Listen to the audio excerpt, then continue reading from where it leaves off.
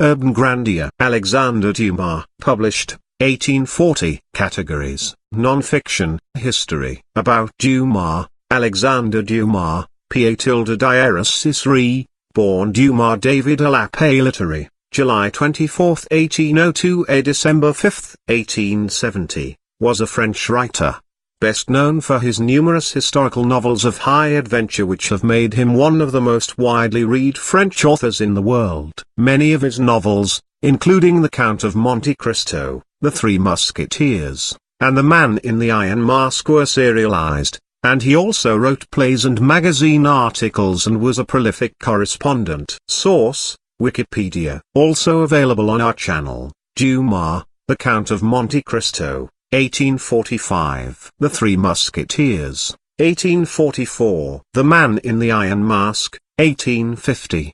20 years after, 1845. The Borgias, 1840. 10 years later, 1848. The Vicomte of Brigillon, 1847. The Black Tulip, 1850. Louise de la Valliere, 1849. Ali Pacha, 1840. Chapter 1. On Sunday, the 26th of November, 1631, there was great excitement in the little town of Loudun, especially in the narrow streets which led to the church of Saint Pierre in the market-place, from the gate of which the town was entered by anyone coming from the direction of the Abbey of Saint-Jouin-les-Marmes. This excitement was caused by the expected arrival of a personage who had been much in people's mouths latterly in Loudun, and about whom there was such difference of opinion that discussion on the subject between those who were on his side and those who were against him was carried on with true provincial acrimony. It was easy to see, by the varied expressions on the faces of those who turned the doorsteps into improvised debating clubs, how varied were the feelings with which the man would be welcomed who had himself formally announced to friends and enemies alike the exact date of his return. About 9 o'clock a kind of sympathetic vibration ran through the crowd, and with the rapidity of a flash of lightning the words, "There he is! There he is!" passed from group to group. At this cry some withdrew into their houses and shut their doors and darkened their windows, as if it were a day of public mourning, while others opened them wide, as if to let joy enter. In a few moments the uproar and confusion evoked by the news was succeeded by the deep silence of breathless curiosity. Then, through the silence, a figure advanced, carrying a branch of laurel in one hand as a token of triumph. It was that of a young man of from 32 to 34 years of age, with a graceful and well-knit frame, an aristocratic air and faultlessly beautiful features of a somewhat haughty expression. Although he had walked 3 leagues to reach the town, the ecclesiastical garb which he wore was not only elegant but of dainty freshness. His eyes turned to heaven, and singing in a sweet voice praise to the Lord, he passed through the streets leading to the church in the market-place with a slow and solemn gait, without vouchsafing a look, a word, or a gesture to anyone. The entire crowd, falling into step, marched behind him as he advanced, singing like him, the singers being the prettiest girls in Loudun, for we have forgotten to say that the crowd consisted almost entirely of women. Meanwhile the object of all this commotion arrived at length at the porch of the church of Saint Pierre. Ascending the steps, he knelt at the top and prayed in a low voice, then rising he touched the church doors with his laurel branch, and they opened wide as if by magic, revealing the choir decorated and illuminated as if for one of the 4 great feasts of the year, and with all its scholars, choir boys, singers, beadles, and vergers in their places. Glancing around, he for whom they were waiting came up the nave, passed through the choir, knelt for a second time at the foot of the altar, upon which he laid the branch of laurel. Then putting on a robe as white as snow and passing the stole around his neck, he began the celebration of the Mass before a congregation composed of all those who had followed him. At the end of the Mass a Dum was sung. He who had just rendered thanks to God for his own victory with all the solemn ceremonial usually reserved for the triumphs of kings was the priest Urbain Grandier. 2 days before, he had been acquitted, in virtue of a decision pronounced by M.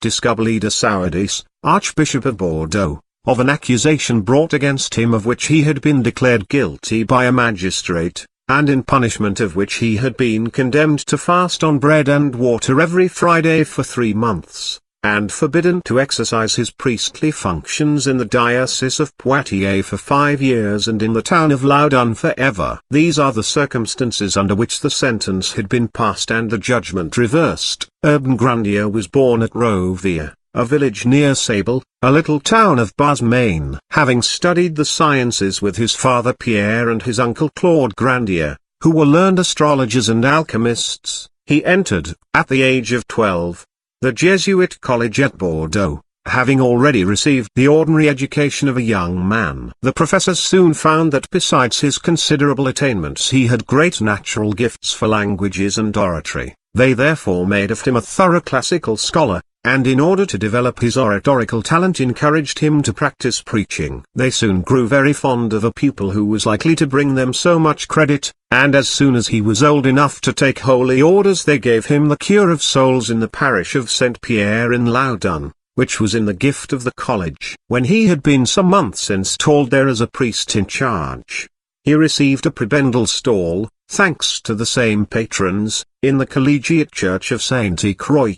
It is easy to understand that the bestowal of these 2 positions on so young a man, who did not even belong to the province, made him seem in some sort a usurper of rights and privileges belonging to the people of the country, and drew upon him the envy of his brother ecclesiastics. There were, in fact, many other reasons why Urbain should be an object of jealousy to these. First, as we have already said, he was very handsome. Then the instruction which he had received from his father had opened the world of science to him and given him the key to 1,000 things which were mysteries to the ignorant, but which he fathomed with the greatest ease. Furthermore, the comprehensive course of study which he had followed at the Jesuit college had raised him above a crowd of prejudices, which are sacred to the vulgar, but for which he made no secret of his contempt. And lastly, the eloquence of his sermons had drawn to his church the greater part of the regular congregations of the other religious communities,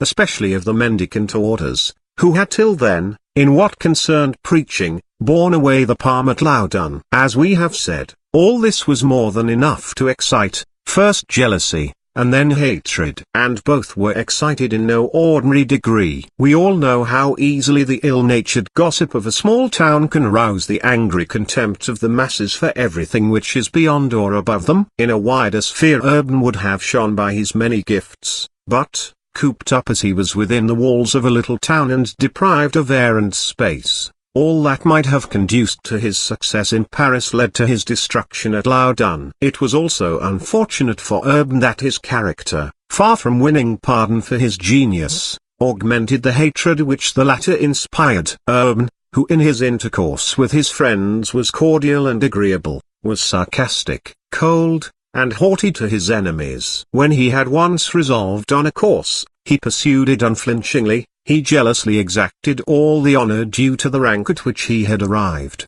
defending it as though it were a conquest. He also insisted on enforcing all his legal rights, and he resented the opposition and angry words of casual opponents with a harshness which made them his lifelong enemies. The first example which Urbain gave of this inflexibility was in 1620. When he gained a lawsuit against a priest named Munier. He caused the sentence to be carried out with such rigor that he awoke an inextinguishable hatred in Munier's mind, which ever after burst forth on the slightest provocation. A second lawsuit, which he likewise gained, was one which he undertook against the chapter of Saint Croix with regard to a house, his claim to which the chapter disputed. Here again he displayed the same determination to exact his strict legal rights to the last iota, and unfortunately Mignon, the attorney of the unsuccessful chapter, was a revengeful, vindictive, and ambitious man, too commonplace ever to arrive at a high position,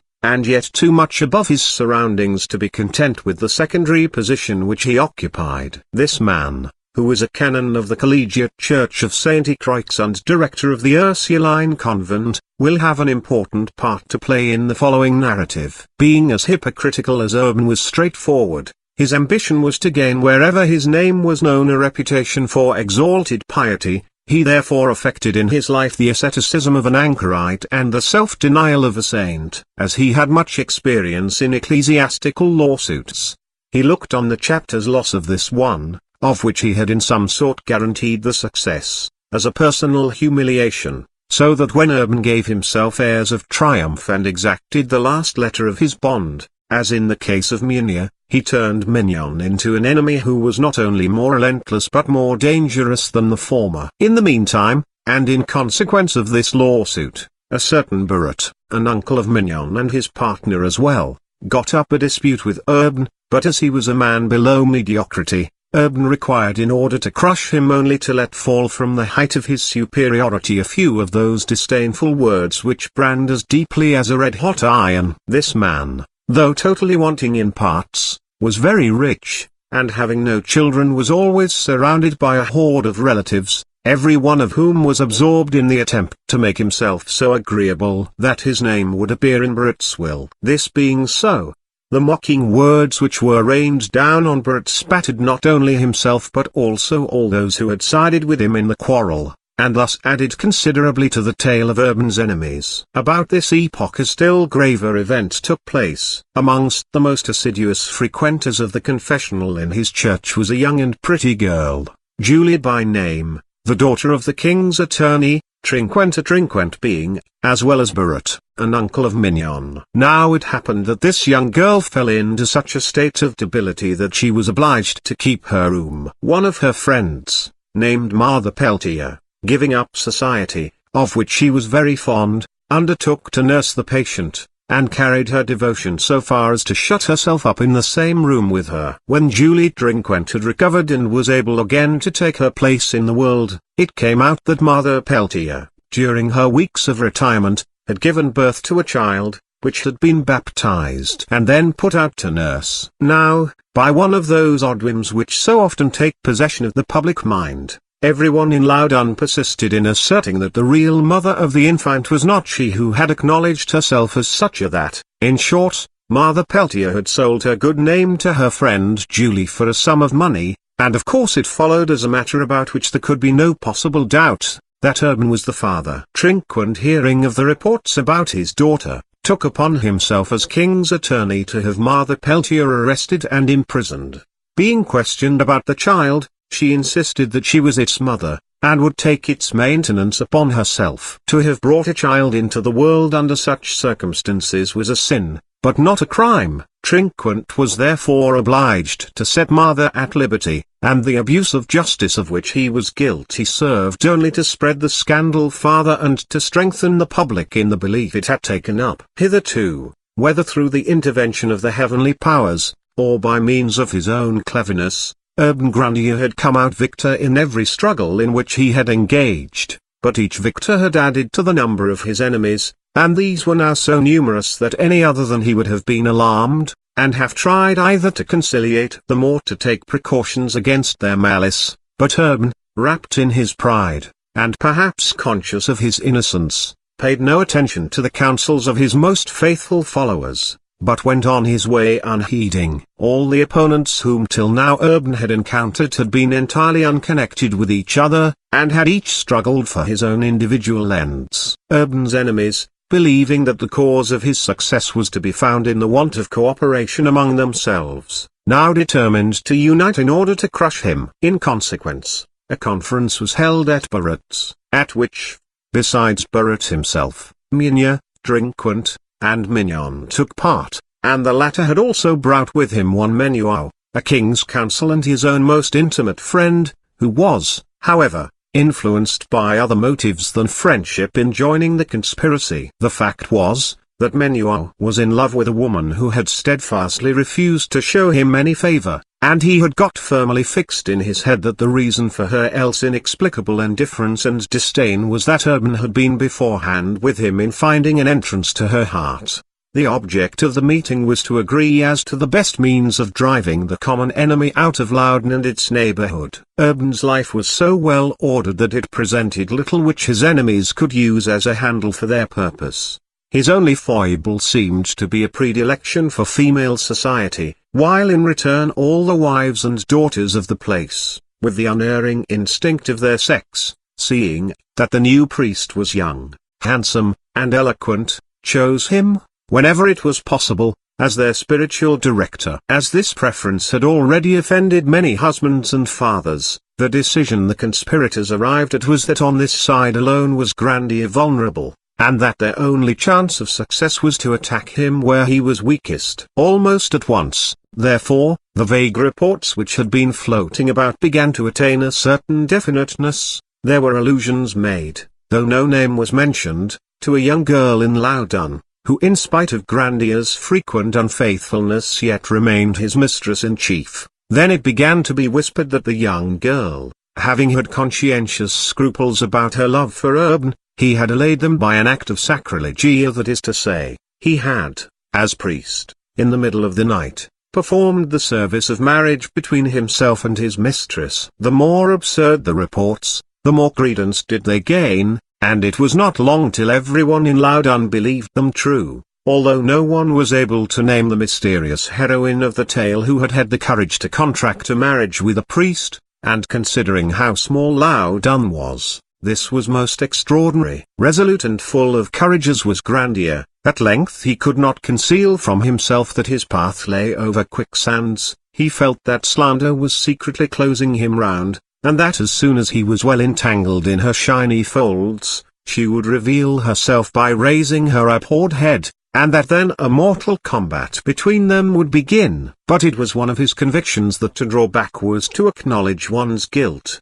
Besides, as far as he was concerned, it was probably too late for him to retrace his steps. He therefore went on his way, as unyielding, as scornful, and as haughty as ever. Among those who were supposed to be most active in spreading the slanders relative to Urbain was a man called Duthaibart, a person of importance in the province, who was supposed by the townspeople to hold very advanced views, and who was a Sir Oracle to whom the commonplace and vulgar turned for enlightenment. Some of this man's strictures on Grandier were reported to the latter, especially some calumnies to which Duthaibart had given vent at the Marquis de Bellairs, and one day, Grandier, arrayed in priestly garments, was about to enter the church of St. Ecroix to assist in the service. He encountered Duthaibart at the entrance, and with his usual haughty disdain accused him of slander. Duthaibart, who had got into the habit of saying and doing whatever came into his head without fear of being called to account,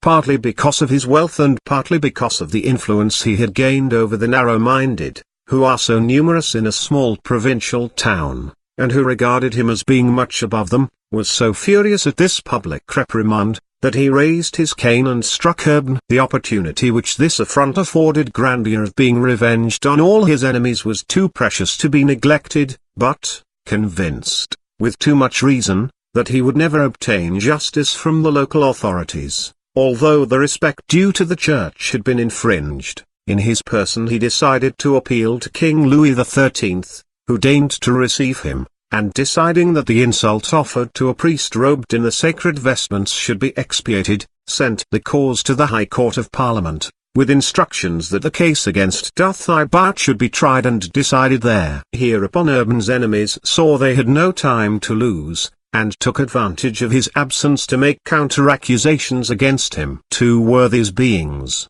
named Urbain and Bugrau, agreed to become informers, and were brought before the ecclesiastical magistrate at Poitiers. They accused Grandier of having corrupted women and girls, of indulging in blasphemy and profanity, of neglecting to read his breviary daily, and of turning God's sanctuary into a place of debauchery and prostitution. The information was taken down, and Louis Chauvet, the civil lieutenant, and the archpriest of Saint Marcel and the Loudenois, were appointed to investigate the matter, so that, while Urbain was instituting proceedings against Duthaibart in Paris, information was laid against himself in Loudun. This matter thus set going was pushed forward with all the acrimony so common in religious prosecutions. Trinquant appeared as a witness, and drew many others after him, and whatever omissions were found in the depositions were interpolated according to the needs of the prosecution. The result was that the case when fully got up appeared to be so serious that it was sent to the Bishop of Poitiers for trial. Now the bishop was not only surrounded by the friends of those who were bringing the accusations against Grandier,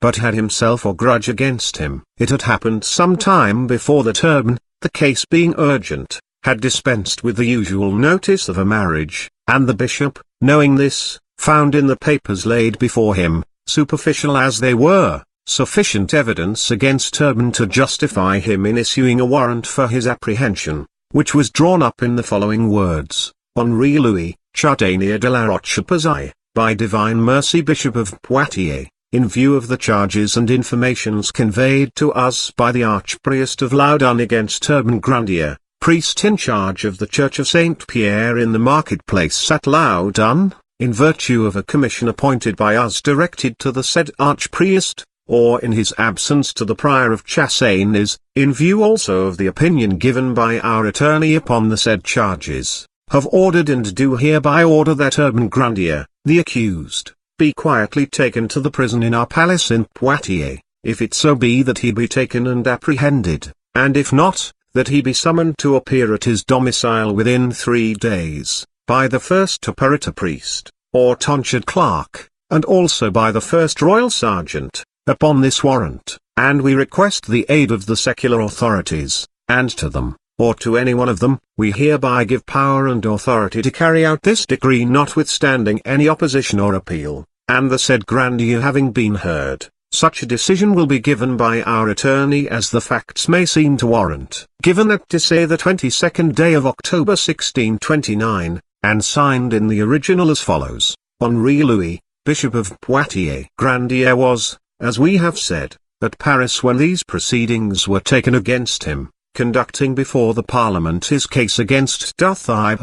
The latter received a copy of the decision arrived at by the bishop, before Grandier knew of the charges that had been formulated against him, and having in the course of his defence drawn a terrible picture of the immorality of Grandier's life, he produced as a proof of the truth of his assertions the damning document which had been put into his hands. The court, not knowing what to think of the turn affairs had taken, decided that before considering the accusations brought by Grandier, he must appear before his bishop to clear himself of the charges brought against himself. Consequently he left Paris at once, and arrived at Loudun, where he only stayed long enough to learn what had happened in his absence, and then went on to Poitiers in order to draw up his defence. He had, however, no sooner set foot in the place than he was arrested by a sheriff's officer named Chatry, and confined in the prison of the episcopal palace. It was the middle of November, and the prison was at all times cold and damp, yet no attention was paid to Grandier's request that he should be transferred to some other place of confinement.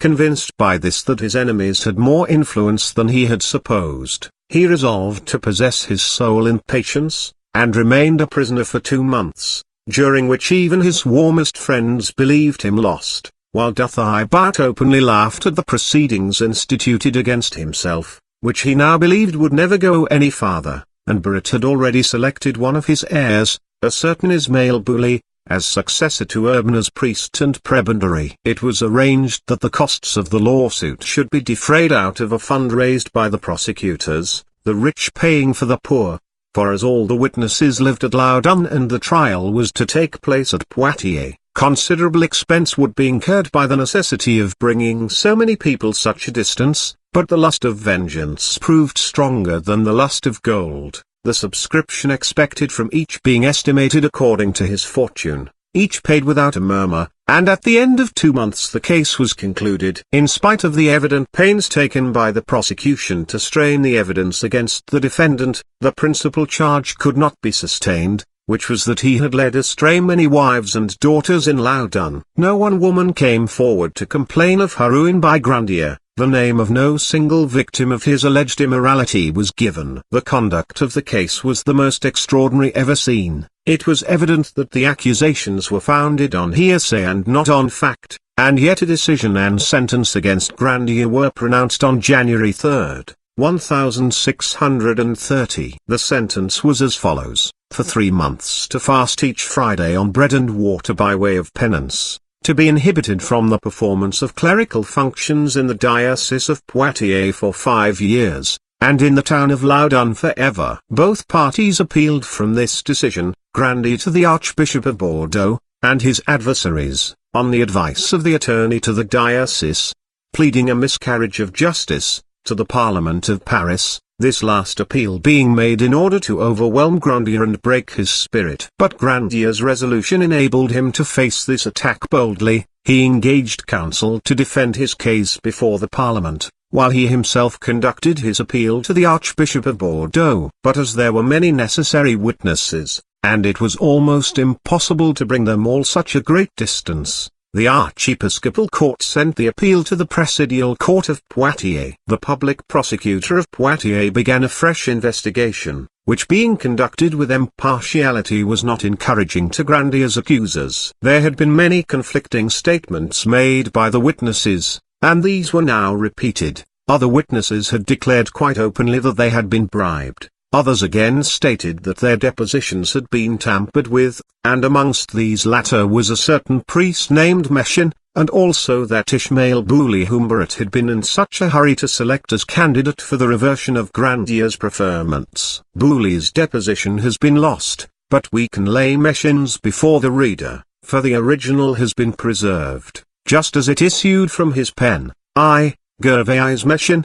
curate in charge of the Church of St. Pierre in the marketplace at Loudun, certify by these presents, signed by my hand, to relieve my conscience as to a certain report which is being spread abroad, that I had said in support of an accusation brought by Gilles Robert, archpriest, against Urbain Grandier, priest in charge of St. Pierre, that I had found the said Grandier lying with women and girls in the Church of St. Pierre, the doors being closed. Item, that on several different occasions, at unsuitable hours both day and night, I had seen women and girls disturb the said Grandier by going into his bedroom, and that some of the said women remained with him from 1 o'clock in the afternoon till 3 o'clock the next morning, their maids bringing them their suppers and going away again at once. Item, that I had seen the said Grandier in the church, the doors being open, but that as soon as some women entered he closed them. As I earnestly desire that such reports should cease,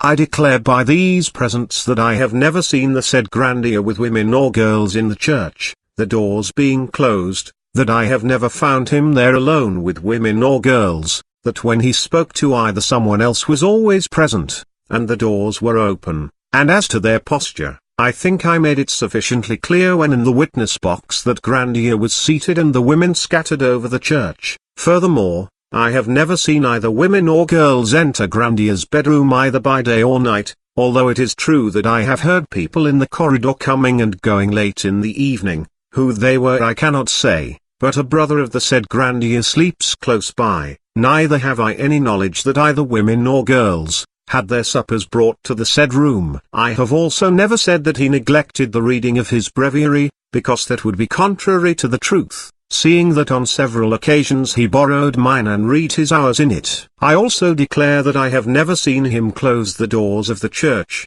and that whenever I have seen him speaking to women I have never noticed any impropriety. I have not ever seen him touch them in any way, they have only spoken together, and if anything is found in my deposition contrary to the above, it is without my knowledge, and was never read to me, for I would not have signed it, and I say and affirm all this in homage to the truth. Done the last day of October 1630, signed, G. Mechin. In the face of such proofs of innocence none of the accusations could be considered as established, and so, according to the decision of the Presidial Court of Poitiers, dated the 25th of May 1634, the decision of the Bishop's Court was reversed, and Grandier was acquitted of the charges brought against him. However, he had still to appear before the Archbishop of Bordeaux, that his acquittal might be ratified. Grandier took advantage of a visit which the Archbishop paid to his abbey at Saint-Jouin-les-Marmes, which was only 3 leagues from Loudun, to make this appearance. His adversaries, who were discouraged by the result of the proceedings at Poitiers, scarcely made any defense, and the Archbishop, after an examination which brought clearly to light the innocence of the accused, acquitted and absolved him. The rehabilitation of Grandier before his bishop had 2 important results. The first was that it clearly established his innocence, and the second that it brought into prominence his high attainments and eminent qualities. The Archbishop, seeing the persecutions to which he was subjected, felt a kindly interest in him, and advised him to exchange into some other diocese, leaving a town the principal inhabitants of which appeared to have vowed him a relentless hate. But such an abandonment of his rights was foreign to the character of Urbain, and he declared to his superior that, strong in his Grace's approbation and the testimony of his own conscience, he would remain in the place to which God had called him. Monseigneur de Sourdis did not feel it his duty to urge Urbain any further, but he had enough insight into his character to perceive that if Urbain should one day fall, it would be, like Satan, through pride, for he added another sentence to his decision, recommending him to fulfill the duties of his office with discretion and modesty, according to the decrees of the Fathers and the canonical constitutions. The triumphal entry of Urbain into Loudun with which we began our narrative shows the spirit in which he took his recommendation. Chapter 2. Urbain Grandier was not satisfied with the arrogant demonstration by which he signalized his return, which even his friends had felt to be ill-advised. Instead of allowing the hate he had aroused to die away or at least to fall asleep by letting the past be past, he continued with more zeal than ever his proceedings against Duthabat, and succeeded in obtaining a decree from the Parliament of La Tournelle, by which Duthabat was summoned before it, and obliged to listen bareheaded to a reprimand, to offer apologies, and to pay damages and costs. Having thus got the better of one enemy, Urbain turned on the others, and showed himself more indefatigable in the pursuit of justice than they had been in the pursuit of vengeance. The decision of the Archbishop had given him the right to a sum of money for compensation, and interest thereon, as well as to the restitution of the revenues of his livings, and there being some demur made, he announced publicly that he intended to exact this reparation to the uttermost farthing, and set about collecting all the evidence which was necessary for the success of a new lawsuit for libel and forgery which he intended to begin. It was in vain that his friends assured him that the vindication of his innocence had been complete and brilliant. It was in vain that they tried to convince him of the danger of driving the vanquished to despair. Urbain replied that he was ready to endure all the persecutions which his enemies might succeed in inflicting on him, but as long as he felt that he had right upon his side he was incapable of drawing back. Grandier's adversaries soon became conscious of the storm which was gathering above their heads, and feeling that the struggle between themselves and this man would be one of life or death, Mignon, Barrett, Meunier, Duthabat, and Menuar met delinquent at the village of Pindadane, in a house belonging to the latter, in order to consult about the dangers which threatened them. Mignon had, however, already begun to weave the threads of a new intrigue, which he explained in full to the others. They lent a favourable ear, and his plan was adopted. We shall see it unfold itself by degrees, for it is the basis of our narrative. We have already said that Mignon was the director of the convent of Ursulines at Loudun. Now the Ursuline order was quite modern, for the historic controversies to which the slightest mention of the martyrdom of St. Ursula and her 11,000 virgins gave rise, had long hindered the foundation of an order in the saint's honour. However, in 1560 Madame Angelda established such an order in Italy, with the same rules as the Augustinian order. This gained the approbation of Pope Gregory XIII in 1572. In 1614, Madeleine Lilia, with the approval of Pope Paul V, introduced this order into France, by founding a convent at Paris, whence it rapidly spread over the whole kingdom, so that in 1626, only 6 years before the time when the events just related took place, a sisterhood was founded in the little town of Loudun. Although this community at first consisted entirely of ladies of good family, daughters of nobles, officers, judges, and the better class of citizens, and numbered amongst its founders Jeanne de Belfield, daughter of the late Marquis of Cos, and relative of M. de Laubardemont, Mademoiselle de Fazilly, cousin of the Cardinal Duke, two ladies of the house of Barbanistan-Nogret, Madame de Lamothe, daughter of the Marquis Lamothe Barrace of Anjou, and Madame Discobly de Sourdis, of the same family as the Archbishop of Bordeaux. Yet as these nuns had almost all entered the convent because of their want of fortune, the community found itself at the time of its establishment richer in blood than in money, and was obliged instead of building to purchase a private house. The owner of this house was a certain Moussaut Dufresne, whose brother was a priest. This brother, therefore, naturally became the first director of these godly women. Less than a year after his appointment he died, and the directorship became vacant. The Ursulines had bought the house in which they lived much below its normal value, for it was regarded as a haunted house by all the town.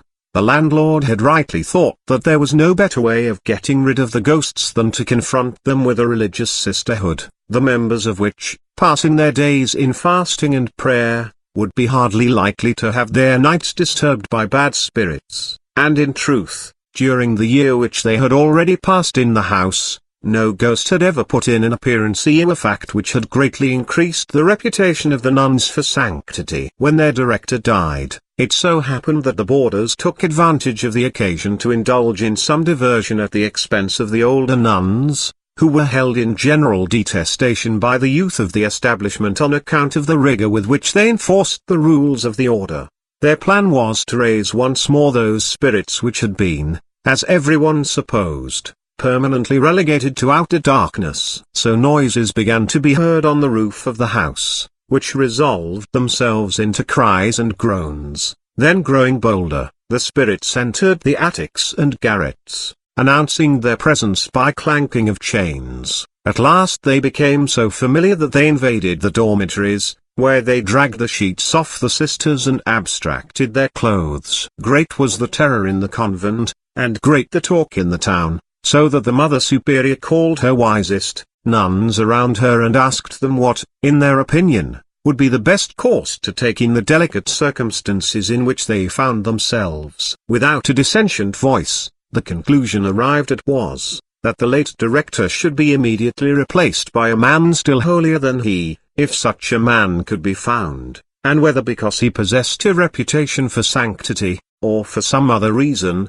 their choice fell on Urbain Grandier. When the offer of the post was brought to him, he answered that he was already responsible for two important charges, and that he therefore had not enough time to watch over the snow-white flock which they wished to entrust to him, as a good shepherd should, and he recommended the Lady Superior to seek out another more worthy and less occupied than himself. This answer, as may be supposed, wounded the self-esteem of the sisters. They next turned their eyes towards Mignon, priest and canon of the Collegiate Church of St. Croix, and he, although he felt deeply hurt that they had not thought first of him, accepted the position eagerly, but the recollection that Grandier had been preferred before himself kept awake in him one of those bitter hatreds which time, instead of soothing, intensifies. From the foregoing narrative the reader can see to what this hate led. As soon as the new director was appointed, the Mother Superior confided to him the kind of foes which he would be expected to vanquish. Instead of comforting her by the assurance that no ghosts existing, it could not be ghosts who ran riot in the house, Mignon saw that by pretending to lay these phantoms he could acquire the reputation for holiness he so much desired. So he answered that the Holy Scriptures recognized the existence of ghosts by relating how the witch of Endor had made the shade of Samuel appear to Saul. He went on to say that the ritual of the Church possessed means of driving away all evil spirits, no matter how persistent they were, provided that he who undertook the task were pure in thought and deed, and that he hoped soon, by the help of God, to rid the convent of its nocturnal visitants, whereupon as a preparation for their expulsion he ordered a 3 days' fast, to be followed by a general confession. It does not require any great cleverness to understand how easily Mignon arrived at the truth by questioning the young penitents as they came before him. The boarders who had played at being ghosts confessed their folly, saying that they had been helped by a young novice of 16 years of age, named Marie Urbain. She acknowledged that this was true. It was she who used to get up in the middle of the night, and open the dormitory door, which her more timid room-mates locked most carefully from within every night, before going to bed, a fact which greatly increased their terror when, despite their precautions, the ghosts still got in. Under pretext of not exposing them to the anger of the superior, whose suspicions would be sure to be awakened if the apparitions were to disappear immediately after the general confession, Mignon directed them to renew their nightly frolics from time to time, but at longer and longer intervals. He then sought an interview with the superior, and assured her that he had found the minds of all those under her charge so chaste and pure that he felt sure through his earnest prayers he would soon clear the convent of the spirits which now pervaded it. Everything happened as the director had foretold, and the reputation for sanctity of the holy man, who by watching and praying had delivered the worthy Ursulines from their ghostly assailants, increased enormously in the town of Loudun. Chapter 3. Hardly had tranquillity been restored when Mignon, Dothibert, Menuau, Munia, and Barot, having lost their cause before the Archbishop of Bordeaux, and finding themselves threatened by Grandier with a prosecution for libel and forgery, met together to consult as to the best means of defending themselves before the unbending severity of this man,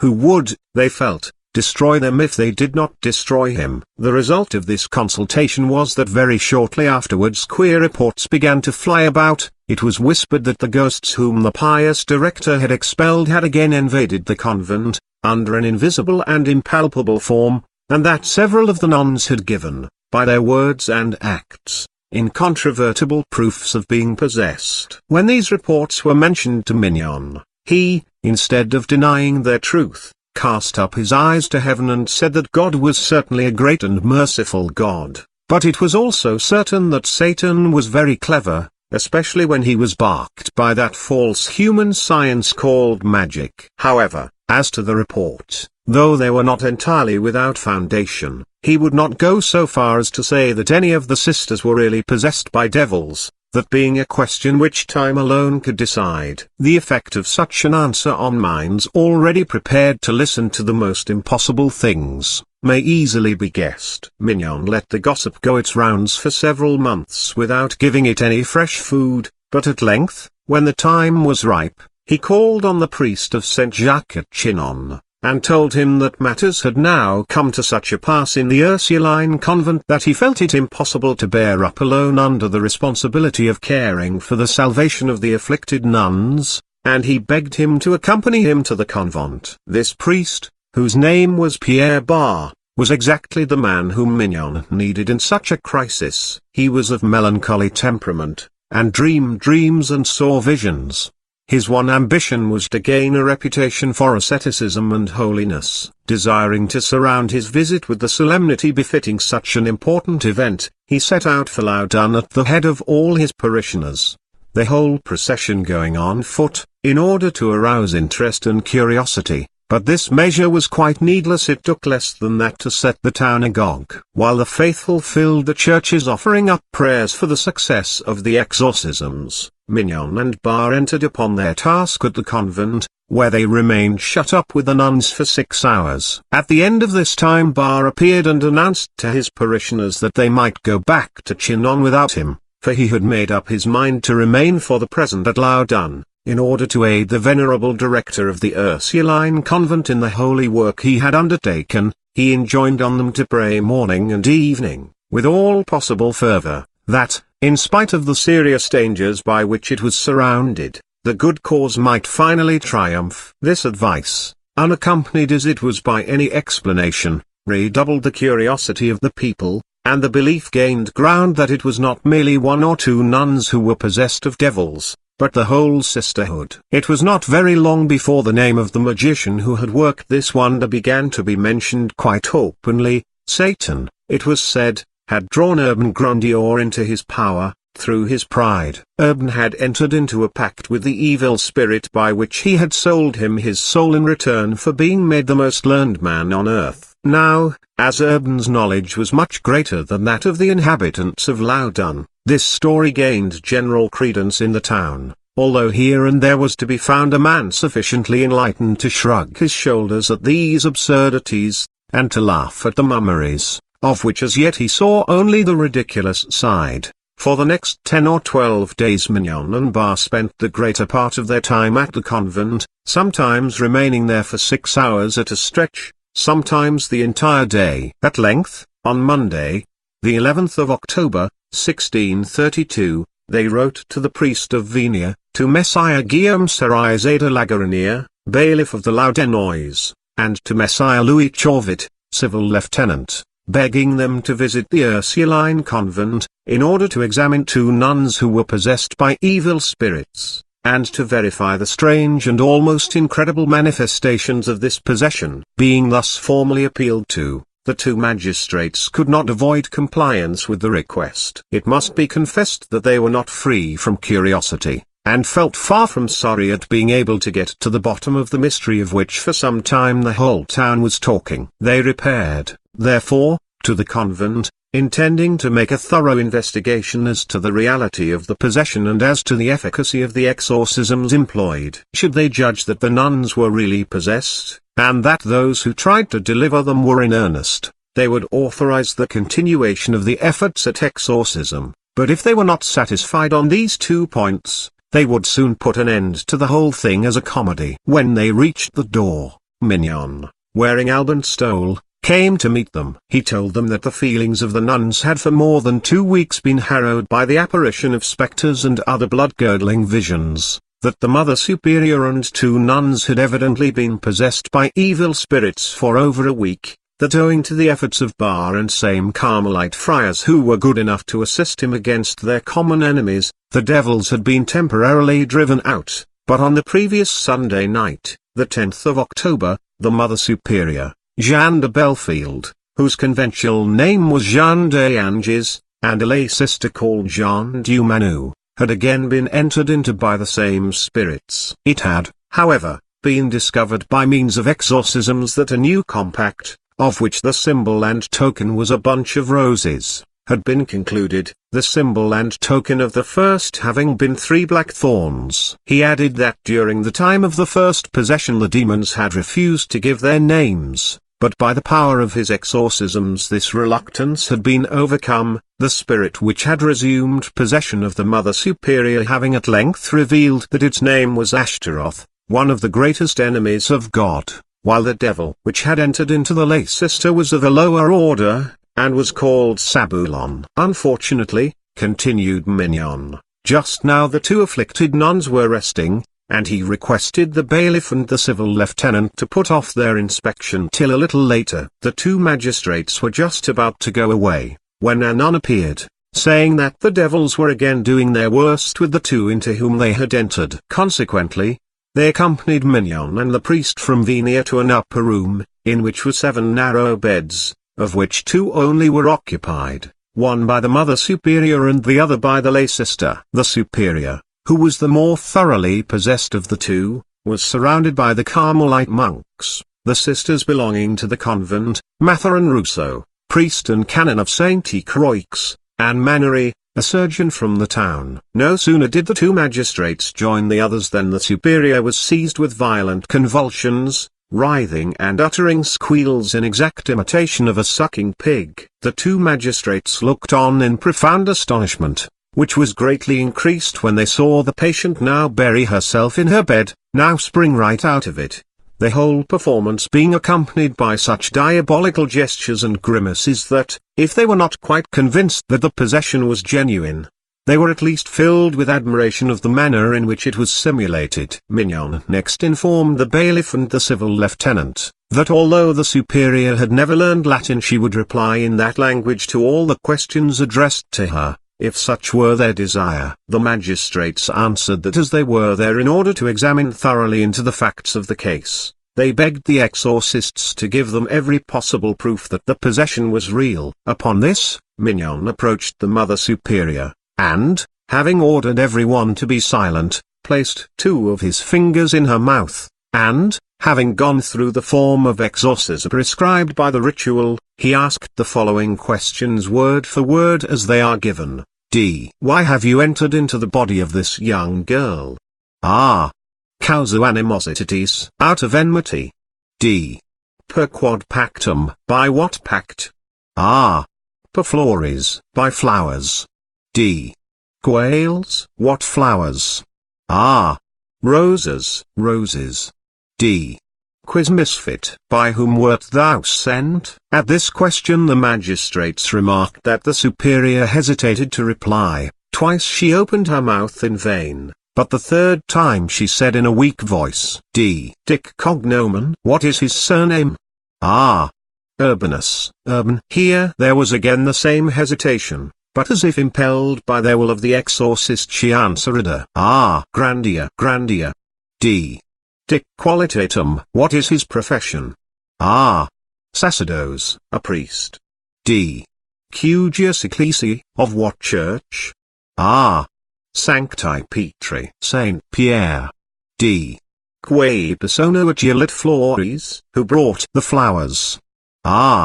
Diabolica, someone sent by the devil. As the patient pronounced the last word she recovered her senses, and having repeated a prayer, attempted to swallow a morsel of bread which was offered her. She was, however, obliged to spit it out, saying it was so dry she could not get it down. Something more liquid was then brought, but even of that she could swallow very little, as she fell into convulsions every few minutes. Upon this the two officials, seeing there was nothing more to be got out of the superior, withdrew to one of the window recesses and began to converse in a low tone, whereupon Mignon, who feared that they had not been sufficiently impressed, followed them, and drew their attention to the fact that there was much in what they had just seen to recall the case of Gaufredy, who had been put to death a few years before in consequence of a decree of the Parliament of Aix, in Provence. This ill-judged remark of Mignon showed so clearly what his aim was that the magistrates made no reply. The civil lieutenant remarked that he had been surprised that Mignon had not made any attempt to find out the cause of the enmity of which the superior had spoken,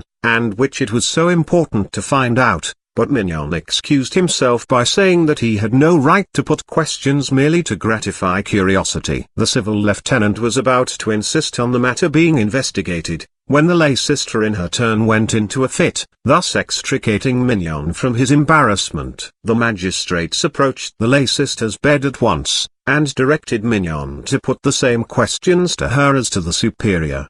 He did so, but all in vain. All she would reply was, to the other. Mignon explained this refusal to answer by saying that the evil spirit which was in her was of an inferior order, and referred all questioners to Ashtaroth, who was his superior. As this was the only explanation, good or bad, offered them by Mignon, the magistrates went away, and drew up a report of all they had seen and heard without comment, merely appending their signatures.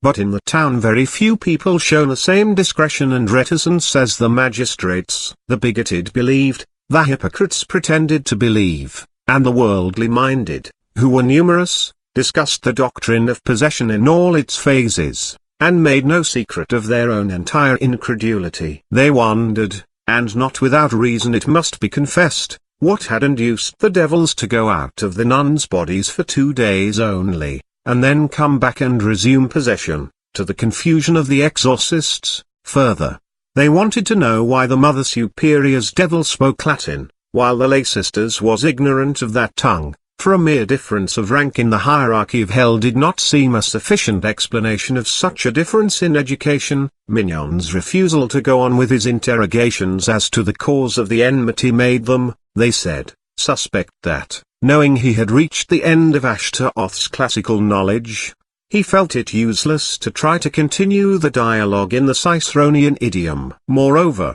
it was well known that only a few days before all Urbain's worst enemies had met in conclave in the village of Puydardane, and besides, how stupidly Mignon had shown his hand by mentioning Gaufredy, the priest who had been executed at Aix. Lastly, why had not a desire for impartiality been shown by calling in other than Carmelite monks to be present at the exorcism, that order having a private quarrel with Grandier? It must be admitted that this way of looking at the case was not wanting in shrewdness. On the following day, October 12, the bailiff and the civil lieutenant, having heard that exorcisms had been again tried without their having been informed beforehand, requested a certain Canon Rousseau to accompany them, and set out with him and their clerk for the convent. On arriving, they asked for Mignon, and on his appearance they told him that this matter of exorcism was of such importance that no further steps were to be taken in it without the authorities being present, and that in future they were to be given timely notice of every attempt to get rid of the evil spirits. They added that this was all the more necessary as Mignon's position as director of the sisterhood and his well-known hate for Grandier would draw suspicions on him unworthy of his cloth, suspicions which he ought to be the first to wish to see dissipated, and that quickly, and that, therefore, the work which he had so piously begun would be completed by exorcists appointed by the court. Mignon replied that, though he had not the slightest objection to the magistrates being present at all the exorcisms, yet he could not promise that the spirits would reply to anyone except himself and Bar. Just at that moment Bar came on the scene, paler and more gloomy than ever, and speaking with the air of a man whose word no one could help believing, he announced that before their arrival some most extraordinary things had taken place. The magistrates asked what things, and Bar replied that he had learned from the Mother Superior that she was possessed, not by one, but by 7 devils, of whom Ashtaroth was the chief, that Grandier had entrusted his pact with the devil, under the symbol of a bunch of roses, to a certain Jean Pivot, to give to a girl who had introduced it into the convent garden by throwing it over the wall, that this took place in the night between Saturday and Sunday Horosecunda Nocturna, 2 hours after midnight, that those were the very words the Superior had used, but that while she readily named Pivot, she absolutely refused to give the name of the girl, that on asking what Pivot was, she had replied, Pauper Magus, a poor magician, that he then had pressed her as to the word magus, and that she had replied magicianus et civis, magician and citizen, and that just as she said those words the magistrates had arrived, and he had asked no more questions. The 2 officials listened to this information with the seriousness befitting men entrusted with high judicial functions, and announced to the 2 priests that they proposed to visit the possessed women and witness for themselves the miracles that were taking place. The clerics offered no opposition, but said they feared that the devils were fatigued and would refuse to reply, and, in fact, when the officials reached the sick room the 2 patients appeared to have regained some degree of calm. Mignon took advantage of this quiet moment to say Mass,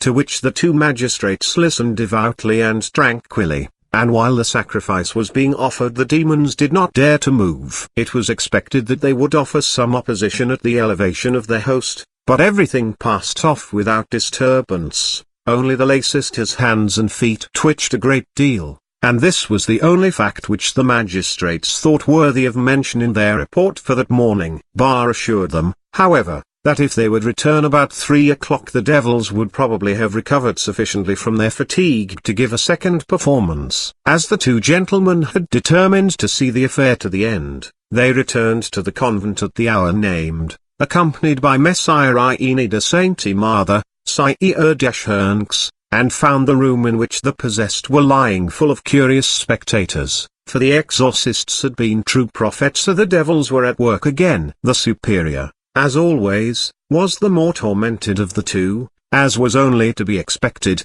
she having 7 devils in her all at once. She was terribly convulsed, and was writhing and foaming at the mouth as if she were mad. No one could long continue in such a condition without serious injury to health. Bar therefore asked the devil-in-chief how soon he would come out. Creuse Main, tomorrow morning, he replied.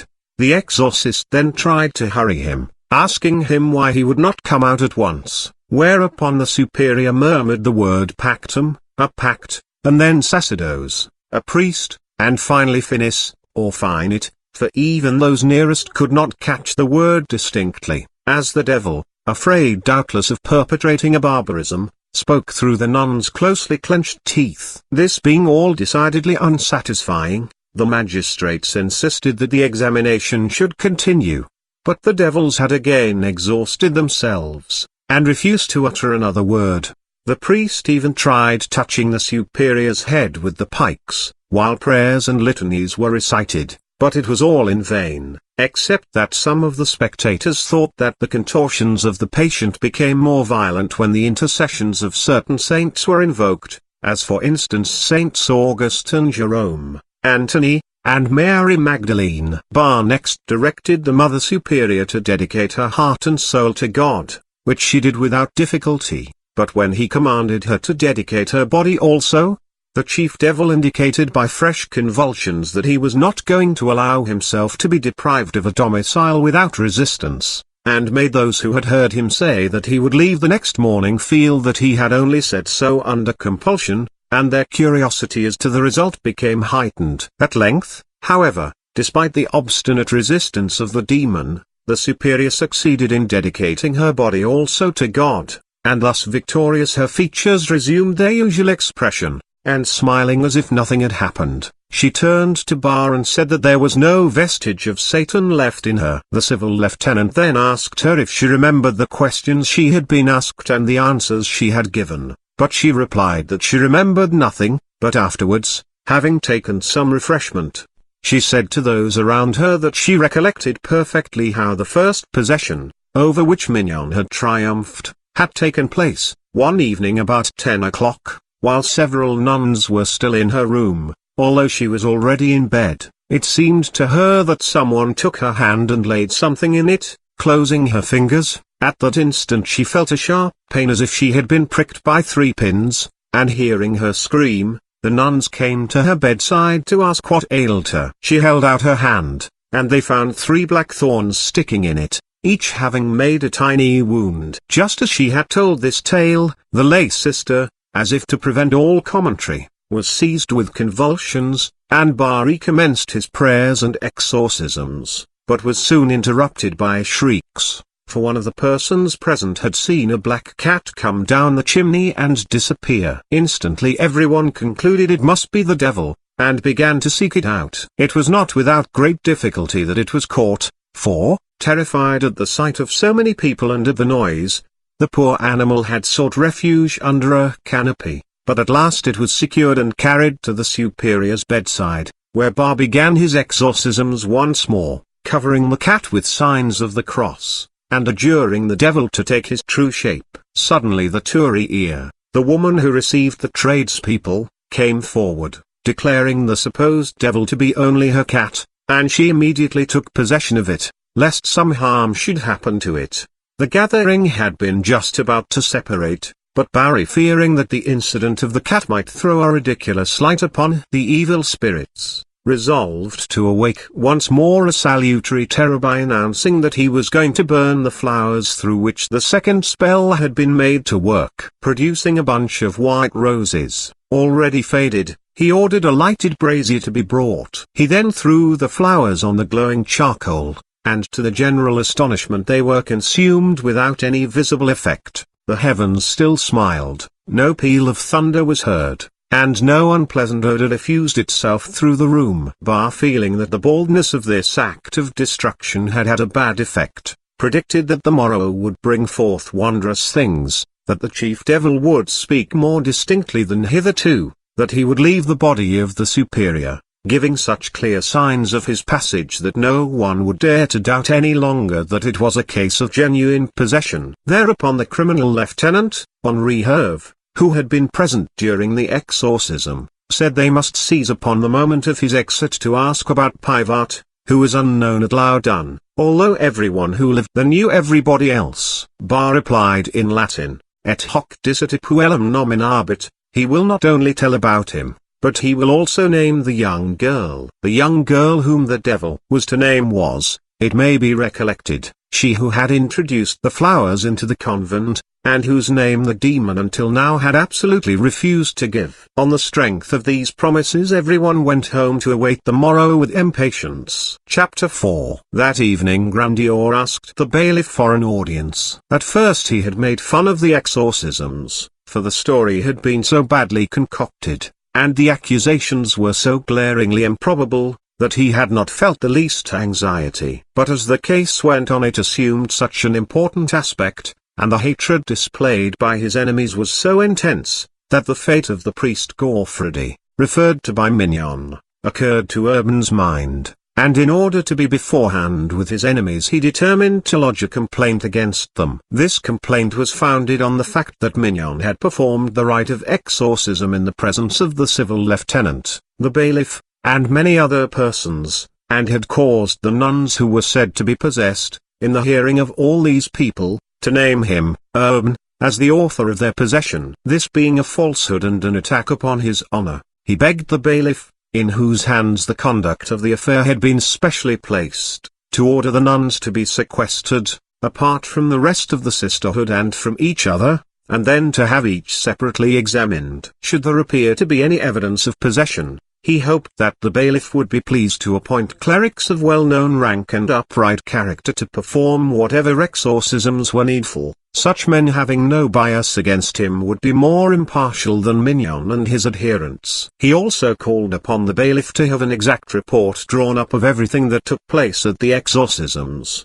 in order that, if necessary, he as petitioner might be able to lay it before anyone to whose judgment he might appeal. The bailiff gave Grandier a statement of the conclusions at which he had arrived, and told him that the exorcisms had been performed that day by Bar, armed with the authority of the Bishop of Poitiers himself. Being, as we have seen, a man of common sense and entirely unprejudiced in the matter, the bailiff advised Grandier to lay his complaint before his bishop, but unfortunately he was under the authority of the Bishop of Poitiers, who was so prejudiced against him that he had done everything in his power to induce the Archbishop of Bordeaux to refuse to ratify the decision in favor of Grandier, pronounced by the Presidial Court. Urbain could not hide from the magistrate that he had nothing to hope for from this quarter, and it was decided that he should wait and see what the morrow would bring forth, before taking any further step. The impatiently expected day dawned at last, and at 8 o'clock in the morning the bailiff,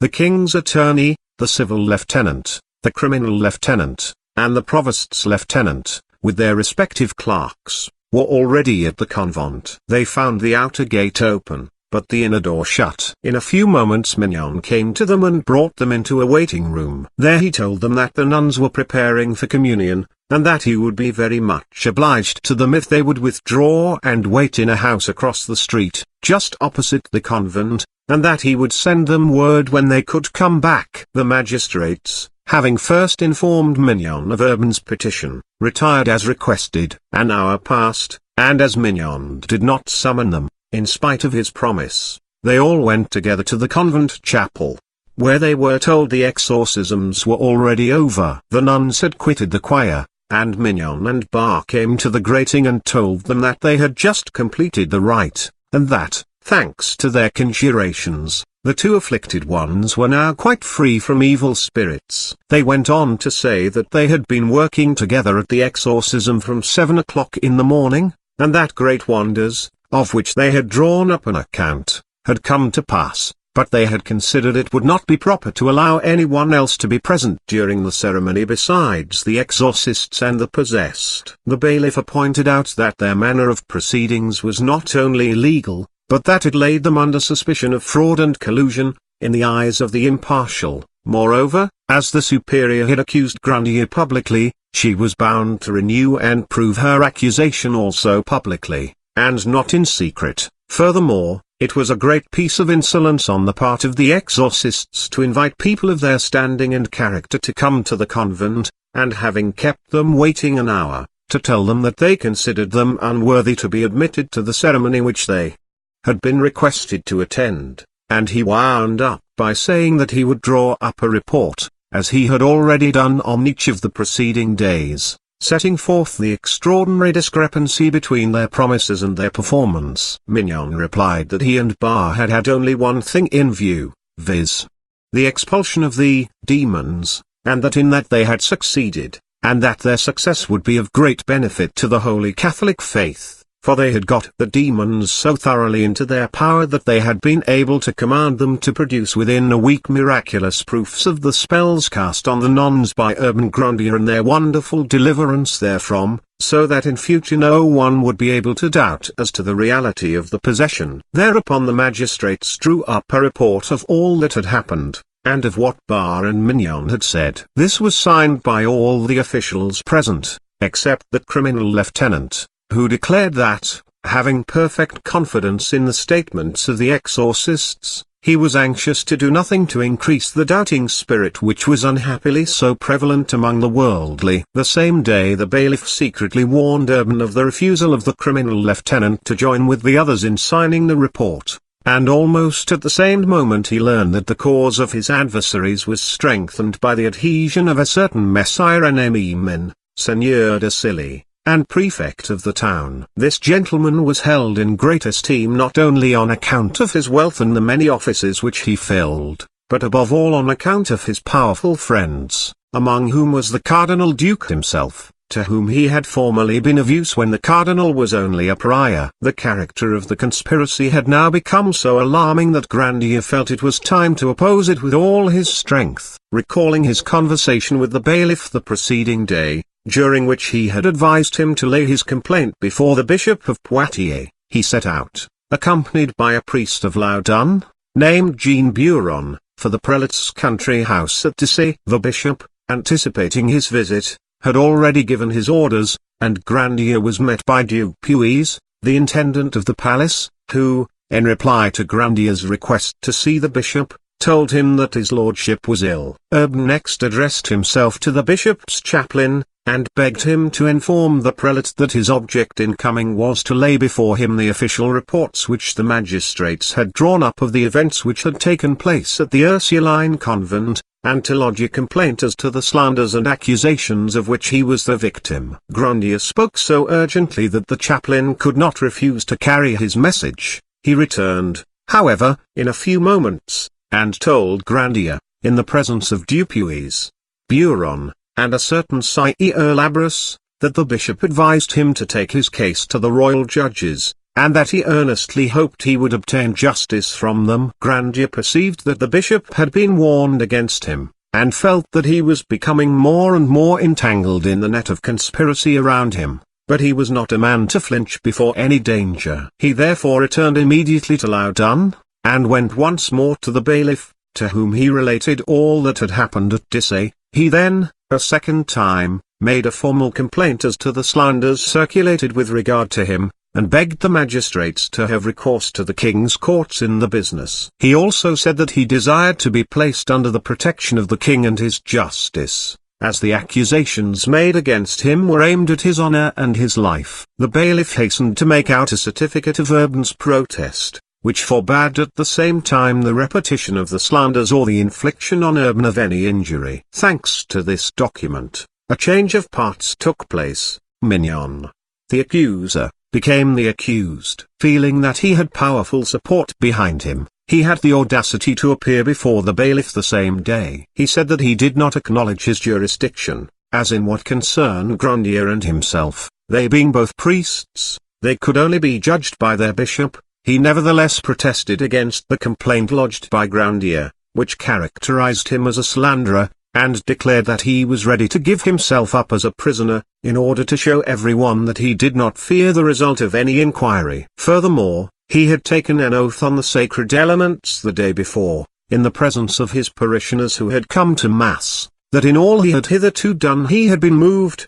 not by hatred of Grandier, but by love of the truth, and by his desire for the triumph of the Catholic faith, and he insisted that the bailiff should give him a certificate of his declaration, and served notice of the same on Grandier that very day. Chapter 5. Since October 13th, the day on which the demons had been expelled, life at the convent seemed to have returned to its usual quiet, but Grandier did not let himself be lulled to sleep by the calm. He knew those with whom he was contending too well to imagine for an instant that he would hear no more of them, and when the bailiff expressed pleasure at this interval of repose, Grandier said that it would not last long, as the nuns were only conning new parts, in order to carry on the drama in a more effective manner than ever. And in fact, on November 22nd, René Mannery, surgeon to the convent, was sent to one of his colleagues, named Gaspard Joubert, to beg him to come, bringing some of the physicians of the town with him,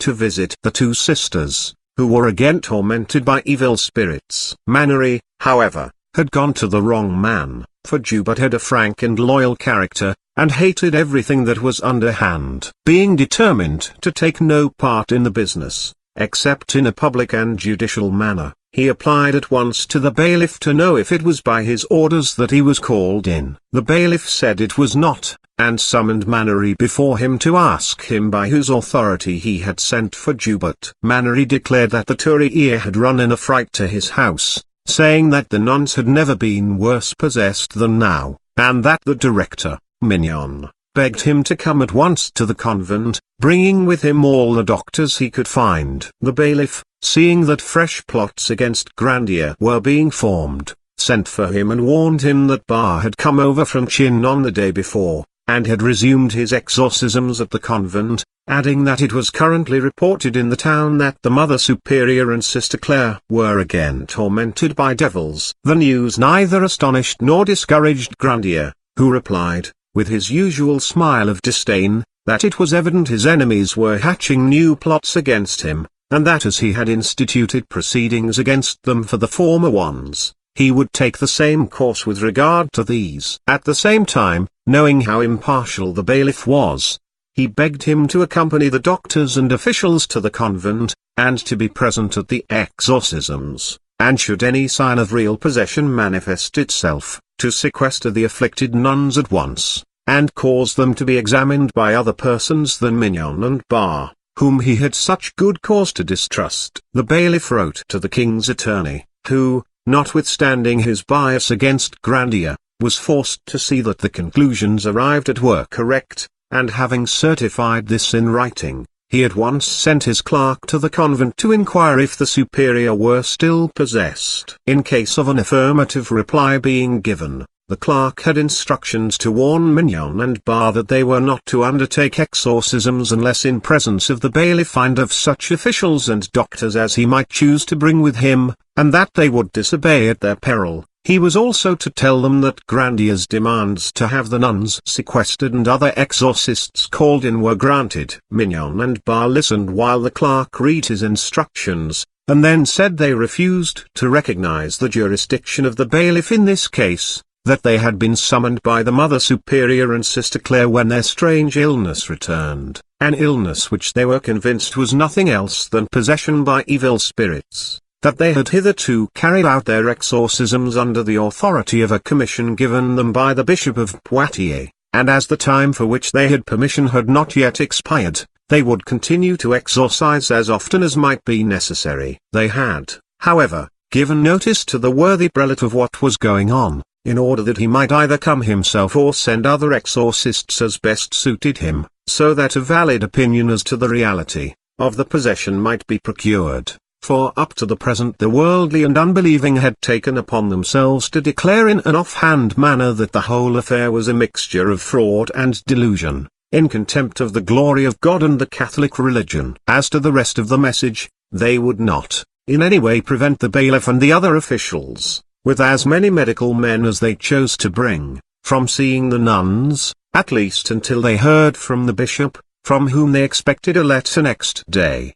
But it was for the nuns themselves to say whether it was convenient for them to receive visitors. As far as concerned themselves, they desired to renew their protest, and declared they could not accept the bailiff as their judge, and did not think that it could be legal for them to refuse to obey a command from their ecclesiastical superiors, whether with relation to exorcism or any other thing of which the ecclesiastical courts properly took cognizance. The clerk brought this answer to the bailiff, and he, thinking it was better to wait for the arrival of the bishop or of fresh orders from him, put off his visit to the convent until the next day. But the next day came without anything being heard of the prelate himself or of a messenger from him. Early in the morning the bailiff went to the convent, but was not admitted. He then waited patiently until noon, and seeing that no news had arrived from Dumas, and that the convent gates were still closed against him, he granted a second petition of Grandier's, to the effect that Bar and Mignon should be prohibited from questioning the superior and the other nuns in a manner tending to blacken the character of the petitioner or any other person. Notice of this prohibition was served the same day on Bar and on one nun chosen to represent the community. Bar did not pay the slightest attention to this notice,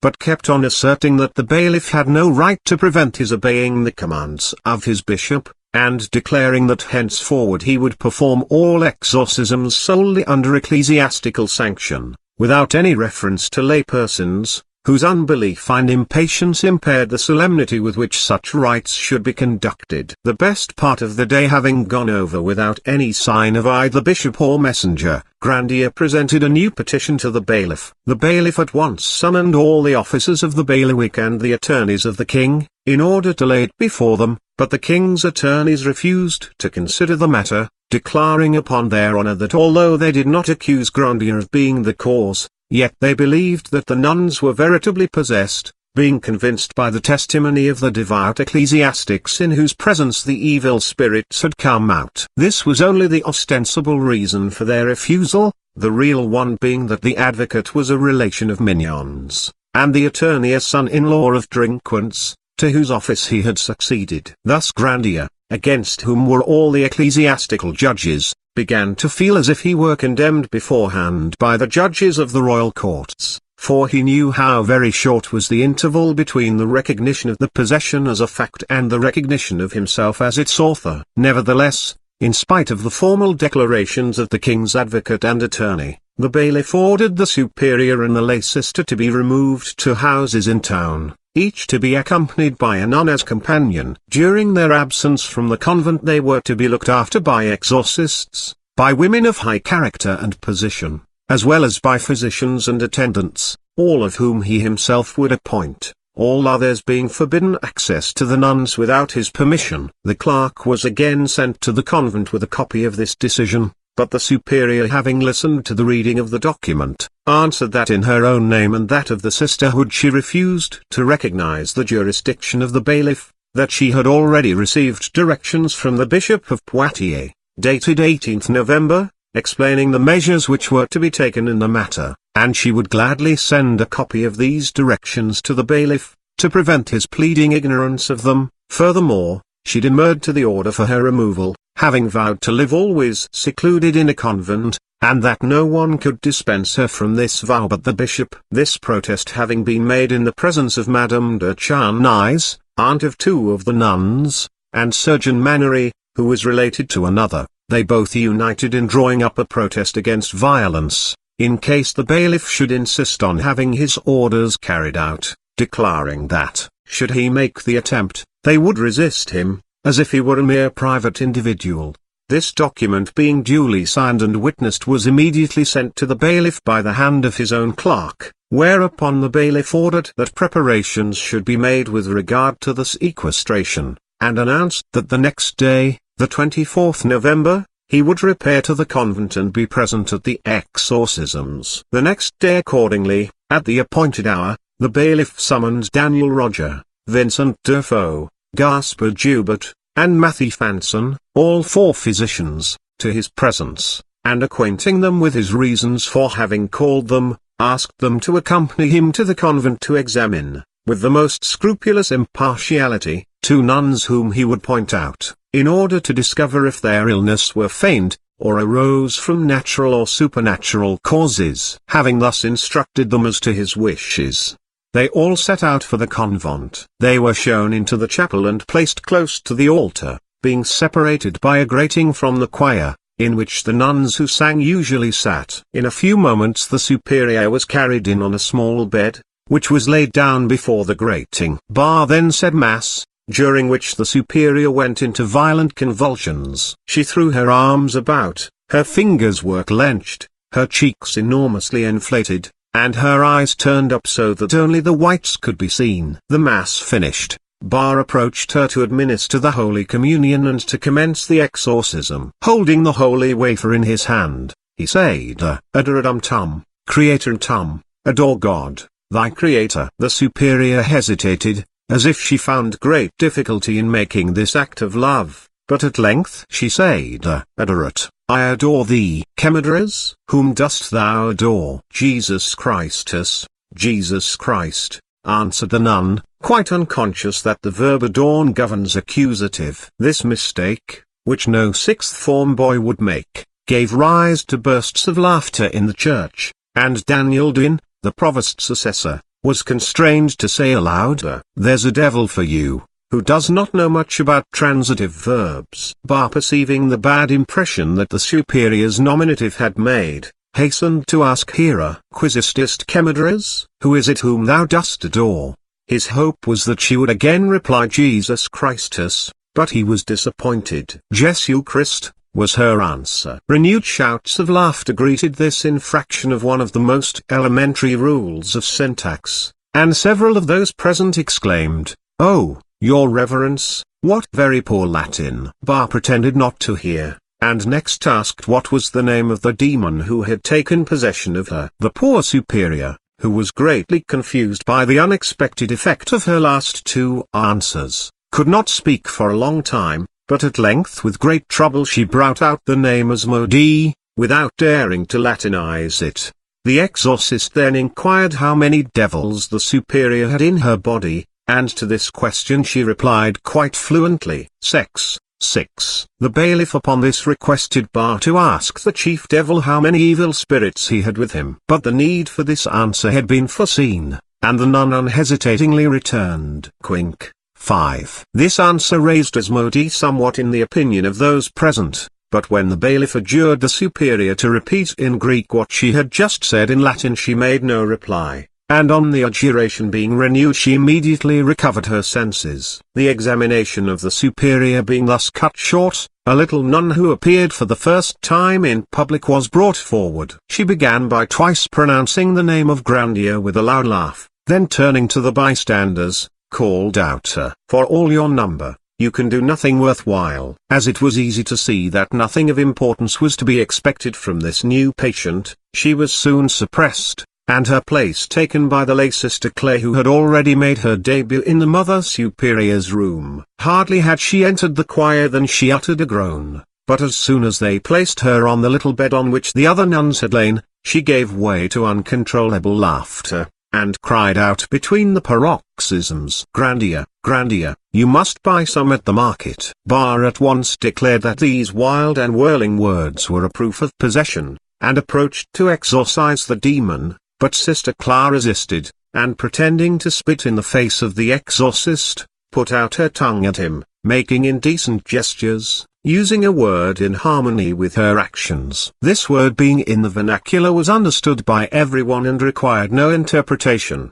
The exorcist then conjured her to give the name of the demon who was in her, and she replied Grandier. But Bar, by repeating his question, gave her to understand that she had made a mistake, whereupon she corrected herself and said, "Elimi." Nothing in the world could induce her to reveal the number of evil spirits by whom Elimi was accompanied, so that Bar, seeing that it was useless to press her on this point, passed on to the next question. Quo pacto ingressus ist demon? By what pact did the demon get in?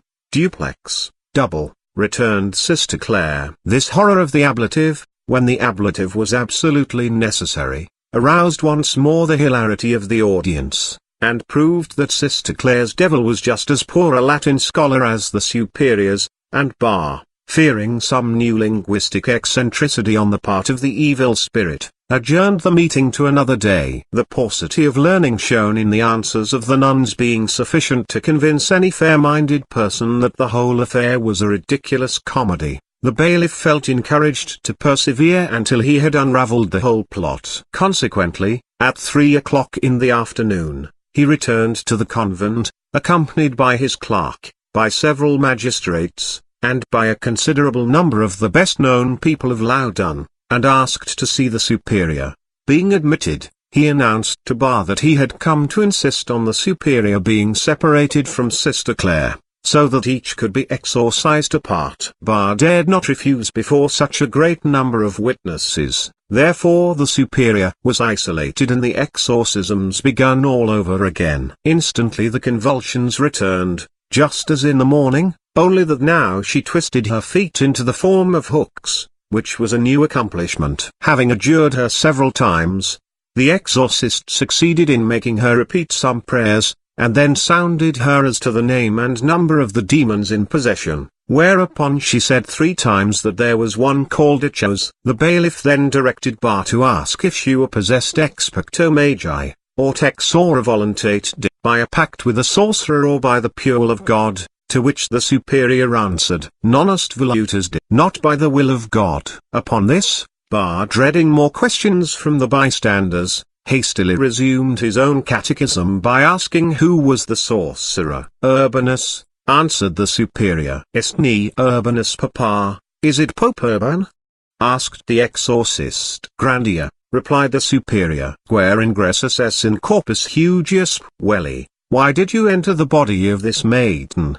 Said Bar. Propter prasentam tam, because of your presence, answered the superior. At this point the bailiff, seeing no reason why the dialogue between Bar and the superior should ever come to an end, interposed and demanded that questions suggested by him and the other officials present should be put to the superior, promising that if she answered 3 of 4 such questions correctly, he, and those with him, would believe in the reality of the possession, and would certify to that effect. Bar accepted the challenge, but unluckily just at that moment the superior regained consciousness, and as it was already late, everyone retired. Chapter 6. The next day, November 25th, the bailiff and the majority of the officers of the 2 jurisdictions came to the convent once more, and were all conducted to the choir. In a few moments the curtains behind the grating were drawn back, and the superior, lying on her bed, came to view. Bar began, as usual, by the celebration of Mass, during which the superior was seized with convulsions, and exclaimed 2 or 3 times, "Grandier, Grandier." False priest. When the Mass was over, the celebrant went behind the grating, carrying the pikes, then, placing it on his head and holding it there, he protested that in all he was doing he was actuated by the purest motives and the highest integrity, that he had no desire to harm anyone on earth, and he adjured God to strike him dead if he had been guilty of any bad action or collusion, or had instigated the nuns to any deceit during the investigation.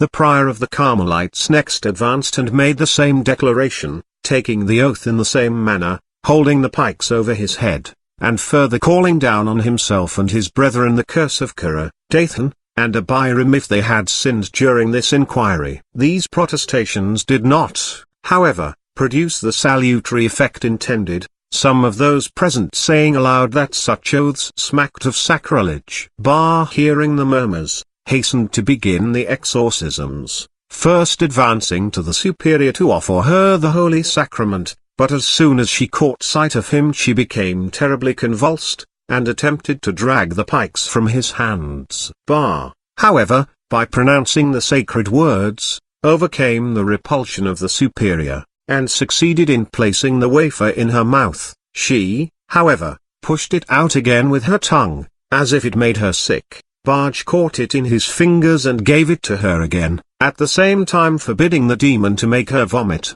and this time she succeeded in partly swallowing the sacred morsel, but complained that it stuck in her throat. At last, in order to get it down, Bar 3 times gave her water to drink, and then, as always during his exorcisms, he began by interrogating the demon. Per quod pactum ingressus es in corpus hugius puelli? By what pact didst thou enter the body of this maiden? Aqua, by water, said the superior. One of those who had accompanied the bailiff was a Scotchman called Strucken, the head of the Reformed College of Loudun. Hearing this answer, he called on the demon to translate aqua into Gaelic, saying if he gave this proof of having those linguistic attainments which all bad spirits possess, he and those with him would be convinced that the possession was genuine and no deception. Bar, without being in the least taken aback, replied that he would make the demon say it if God permitted, and ordered the spirit to answer in Gaelic. But though he repeated his command twice, it was not obeyed. On the third repetition the superior said, "Nimia curiositis, too much curiosity," and on being asked again, said, "Deus non volo." This time the poor devil went astray in his conjugation, and confusing the first with the third person, said, "God, I do not wish," which in the context has no meaning. God does not wish, being the appointed answer. The Scotchman laughed heartily at this nonsense, and proposed to Bar to let his devil enter into competition with the boys of his 7th form, but Bar, instead of frankly accepting the challenge in the devil's name, hemmed and hawed, and opined that the devil was justified in not satisfying idle curiosity. "But, sir, you must be aware," said the civil lieutenant, "and if you are not, the manual you hold in your hand will teach you, that the gift of tongues is one of the unfailing symptoms of true possession, and the power to tell what is happening at a distance another." "Sir," returned Bar, "the devil knows the language very well, but does not wish to speak it. He also knows all your sins, in proof of which, if you so desire, I shall order him to give the list." "I shall be delighted to hear it," said the civil lieutenant, be so good as to try the experiment. Bar was about to approach the superior, when he was held back by the bailiff,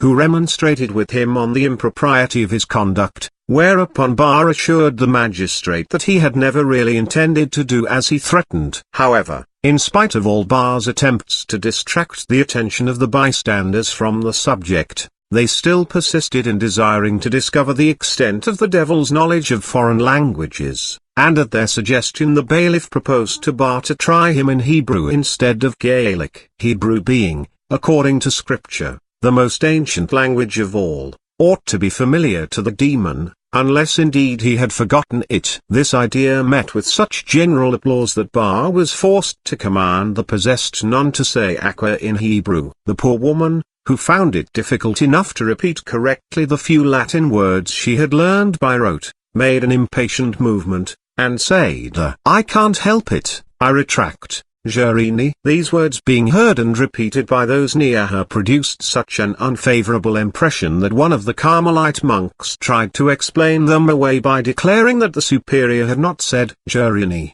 but Zakwai, a Hebrew word corresponding to the two Latin words, Efudiaquam, I threw water about. But the words Gerini had been heard so distinctly that the monk's assertion was greeted with jeers, and the sub-prior reprimanded him publicly as a liar. Upon this, the superior had a fresh attack of convulsions, and as all present knew that these attacks usually indicated that the performance was about to end, they withdrew, making very merry over a devil who knew neither Hebrew nor Gaelic, and whose smattering of Latin was so incorrect. However, as the bailiff and civil lieutenant were determined to clear up every doubt so far as they still felt any, they went once again to the convent at 3 o'clock the same afternoon. Bar came out to meet them, and took them for a stroll in the convent grounds. During their walk he said to the civil lieutenant that he felt very much surprised that he, who had on a former occasion, by order of the Bishop of Poitiers, laid information against Grandier, should be now on his side. The civil lieutenant replied that he would be ready to inform against him again if there were any justification, but at present his object was to arrive at the truth, and in this he felt sure he should be successful. Such an answer was very unsatisfactory to Bar, so, drawing the bailiff aside, he remarked to him that a man among whose ancestors were many persons of condition, several of whom had held positions of much dignity in the church, and who himself held such an important judicial position, ought to show less incredulity in regard to the possibility of a devil entering into a human body, since if it were proved it would redound to the glory of God and the good of the church and of religion. The bailiff received this remonstrance with marked coldness, and replied that he hoped always to take justice for his guide, as his duty commanded. Upon this, Bar pursued the subject no farther, but led the way to the superior's apartment. Just as they entered the room, where a large number of people were already gathered, the superior, catching sight of the pikes which Bar had brought with him, fell once more into convulsions. Bar went towards her, and having asked the demon as usual by what pact he had entered the maiden's body, and received the information that it was by water, continued his examination as follows. Quis finis pacti? What is the object of this pact? Impurities, unchastity. At these words the bailiff interrupted the exorcist and ordered him to make the demon say in Greek the three words, finis, pacti, impurities. But the superior, who had once already got out of her difficulties by an evasive answer, had again recourse to the same convenient phrase, nimia curiositis, with which Bar agreed, saying that they were indeed too much given to curiosity. So the bailiff had to desist from his attempt to make the demon speak Greek, as he had before been obliged to give up trying to make him speak Hebrew and Gaelic. Bar then continued his examination. Quisitiulit pactum, who brought the pact? Magus, the sorcerer. Quail nomen magi. What is the sorcerer's name? Urbanus. Urban. Quis Urbanus? Est ni Urbanus papa? What Urban? Pope Urban. Grandier. Cugius qualitatis. What is his profession? Circatis. The enriching of the Latin language by this new and unknown word produced a great effect on the audience. However, Bar did not pause long enough to allow it to be received with all the consideration it deserved. but went on at once. Quisitialit aquam pacti, who brought the water of the pact? Magus, the magician. Que hora? At what o'clock? Septima, at 7 o'clock. Unmatutana, in the morning. Sego, in the evening. Quo modo intravit? How did he enter? Janua, by the door. Quis vidit? Who saw him? Tres, 3 persons. Here Bar stopped, in order to confirm the testimony of the devil, assuring his hearers that the Sunday after the superior's deliverance from the second possession he along with Mignon and one of the sisters was sitting with her at supper, it being about 7 o'clock in the evening, when she showed them drops of water on her arm, and no one could tell where they came from. He had instantly washed her arm in holy water and repeated some prayers, and while he was saying them the breviary of the superior was twice dragged from her hands and thrown at his feet, and when he stooped to pick it up for the second time he got a box on the ear without being able to see the hand that administered it. Then Mignon came up and confirmed what Bar had said in a long discourse, which he wound up by calling down upon his head the most terrible penalties if every word he said were not the exact truth. He then dismissed the assembly, promising to drive out the evil spirit the next day, and exhorting those present to prepare themselves, by penitence and receiving the Holy Communion, for the contemplation of the wonders which awaited them. Chapter 7. The last 2 exorcisms had been so much talked about in the town, that Grandier, although he had not been present, knew everything that had happened, down to the smallest detail, so he once more laid a complaint before the bailiff, in which he represented that the nuns maliciously continued to name him during the exorcisms as the author of their pretended possession, being evidently influenced thereto by his enemies, whereas in fact not only had he had no communication with them, but had never set eyes on them, that in order to prove that they acted under influence it was absolutely necessary that they should be sequestered, it being most unjust that Mignon and Bar, his mortal enemies, should have constant access to them and be able to stay with them night and day, their doing so making the collusion evident and undeniable, that the honor of God was involved, and also that of the petitioner, who had some right to be respected, seeing that he was first in rank among the ecclesiastics of the town. Taking all this into consideration, he consequently prayed the bailiff to be pleased to order that the nuns buffering from the so-called possession should at once be separated from each other and from their present associates, and placed under the control of clerics assisted by physicians in whose impartiality the petitioner could have confidence. And he further prayed that all this should be performed in spite of any opposition or appeal whatsoever, but without prejudice to the right of appeal, because of the importance of the matter. And in case the bailiff were not pleased to order the sequestration, the petitioner would enter a protest and complaint against his refusal as a withholding of justice. The bailiff wrote at the bottom of the petition that it would be at once complied with. After Urbain Grandier had departed, the physicians who had been present at the exorcisms presented themselves before the bailiff, bringing their report with them. In this report they said that they had recognized convulsive movements of the Mother Superior's body, but that one visit was not sufficient to enable them to make a thorough diagnosis, as the movements above mentioned might arise as well from natural as from supernatural causes. They therefore desired to be afforded opportunity for a thorough examination before being called on to pronounce an opinion. To this end they required permission to spend several days and nights uninterruptedly in the same room with the patients, and to treat them in the presence of other nuns and some of the magistrates. Further, they required that all the food and medicine should pass through the doctor's hands, and that no one should touch the patients except quite openly, or speak to them except in an audible voice. Under these conditions they would undertake to find out the true cause of the convulsions and to make a report of the same. It being now 9 o'clock in the morning, the hour when the exorcisms began, the bailiff went over at once to the convent, and found Bar halfway through the mass, and the superior in convulsions. The magistrate entered the church at the moment of the elevation of the host, and noticed among the kneeling Catholics a young man called Dissentier standing up with his hat on. He ordered him either to uncover or to go away. At this the convulsive movements of the superior became more violent, and she cried out that there were Huguenots in the church, which gave the demon great power over her. Bar asked her how many there were present, and she replied, 2, thus proving that the devil was no stronger in arithmetic than in Latin, for besides Dissentia, Councillor Abraham Gautier, one of his brothers, 4 of his sisters, René Faune, a deputy, and an attorney called Angevin, all of the Reformed faith, were present. As Barr saw that those present were greatly struck by this numerical inaccuracy, he tried to turn their thoughts in another direction by asking the superior if it were true that she knew no Latin. On her replying that she did not know a single word, he held the pikes before her and ordered her to swear by the Holy Sacrament. She resisted at first, saying loud enough for those around her to hear her, "My father, you make me take such solemn oaths that I fear God will punish me."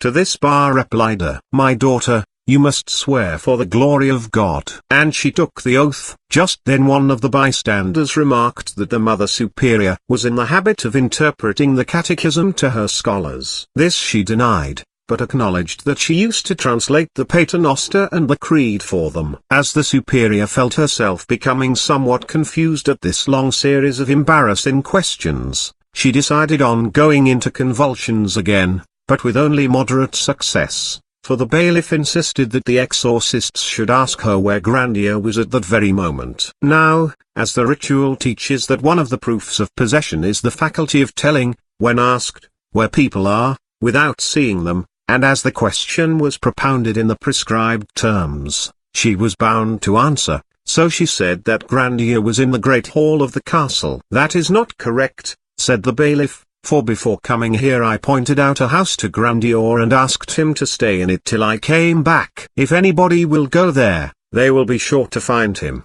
for he wished to help me to discover the truth without my being obliged to resort to sequestration, which is a difficult measure to take with regard to nuns." Barr was now ordered to send some of the monks present to the castle, accompanied by a magistrate and a clerk. Barr chose the Carmelite prior, and the bailiff Charles Chauvet, assessor of the bailiwick, Ismail Bouley a priest, and Pierre Thibaut, an articled clerk, who all set out at once to execute their commission, while the rest of those present were to await their return. Meanwhile the superior, who had not spoken a word since the bailiff's declaration, remained, in spite of repeated exorcisms, dumb. So Barr sent for Sister Claire, saying that one devil would encourage the other. The bailiff entered a formal protest against this step, insisting that the only result of a double exorcism would be to cause confusion, during which suggestions might be conveyed to the superior, and that the proper thing to do was,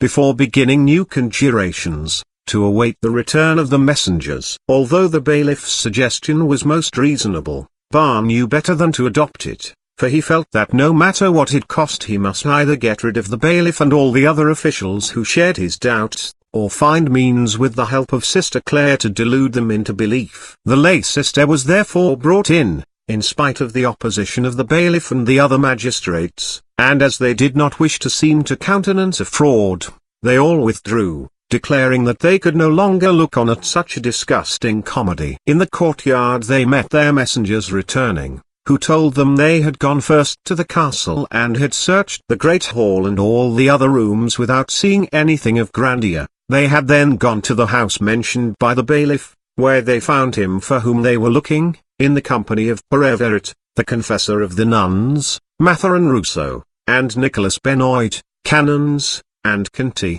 a doctor, from whom they learned that Grandier had not been an instant out of their sight for the last 2 hours. This being all the magistrates wanted to know, they went home, while their envoys went upstairs and told their story, which produced the effect which might be expected. Thereupon a Carmelite brother, wishing to weaken the impression, and thinking that the devil might be more lucky in his second guess than the first, asked the superior where Grandier was just then. She answered without the slightest hesitation that he was walking with the bailiff in the church of Saint Croix. A new deputation was at once sent off, which finding the church empty, went on to the palace, and saw the bailiff presiding at a court. He had gone direct from the convent to the palace, and had not yet seen Grandier. The same day the nuns sent word that they would not consent to any more exorcisms being performed in the presence of the bailiff and the officials who usually accompanied him, and that for the future they were determined to answer no questions before such witnesses. Grandier, learning of this piece of insolence, which prevented the only man on whose impartiality he could reckon from being henceforward present at the exorcisms, once more handed in a petition to the bailiff, begging for the sequestration of the two nuns, no matter at what risk. The bailiff, however, in the interests of the petitioner himself, did not dare to grant this request, for he was afraid that the ecclesiastical authorities would nullify his procedure, on the ground that the convent was not under his jurisdiction. He, however, summoned a meeting of the principal inhabitants of the town, in order to consult with them as to the best course to take for the public good. The conclusion they arrived at was to write to the Attorney General and to the Bishop of Poitiers, enclosing copies of the reports which had been drawn up, and imploring them to use their authority to put an end to these pernicious intrigues. This was done, but the Attorney General replied that the matter being entirely ecclesiastical, the Parliament was not competent to take cognizance of it. As for the bishop, he sent no answer at all. He was not, however, so silent towards Grandier's enemies, for the ill success of the exorcisms of November 26 having made increased precautions necessary, they considered it would be well to apply to the bishop for a new commission, wherein he should appoint certain ecclesiastics to represent him during the exorcisms to come. Bar himself went to Poitiers to make this request. It was immediately granted, and the bishop appointed Basile, senior canon of Champagne, and Dimerans, senior canon of Thouars, both of whom were related to some of Grandier's adversaries. The following is a copy of the new commission. Henri Louis Le Chardanier de la Roche-Pazaille, by the Divine Will Bishop of Poitiers,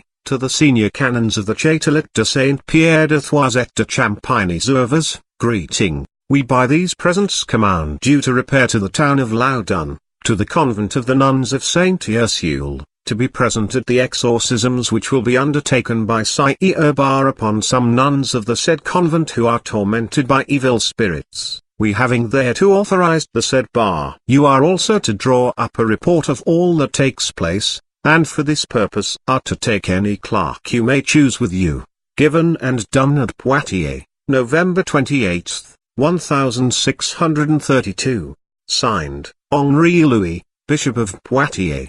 Countersigned, by order of the said Lord Bishop, Michelet. These two commissioners having been notified beforehand, went to Loudun, where Mescot, one of the Queen's chaplains, arrived at the same time, for the pious Queen, Anne of Austria, had heard so many conflicting accounts of the possession of the Ursuline nuns, that she desired, for her own edification, to get to the bottom of the affair. We can judge what importance the case was beginning to assume by its being already discussed at court. In spite of the notice which had been sent them that the nuns would not receive them, the bailiff and the civil lieutenant, fearing that the royal envoy would allow himself to be imposed on, and would draw up an account which would cast doubt on the facts contained in their report, betook themselves to the convent on December 1, the day on which the exorcisms were to recommence, in the presence of the new commissioners.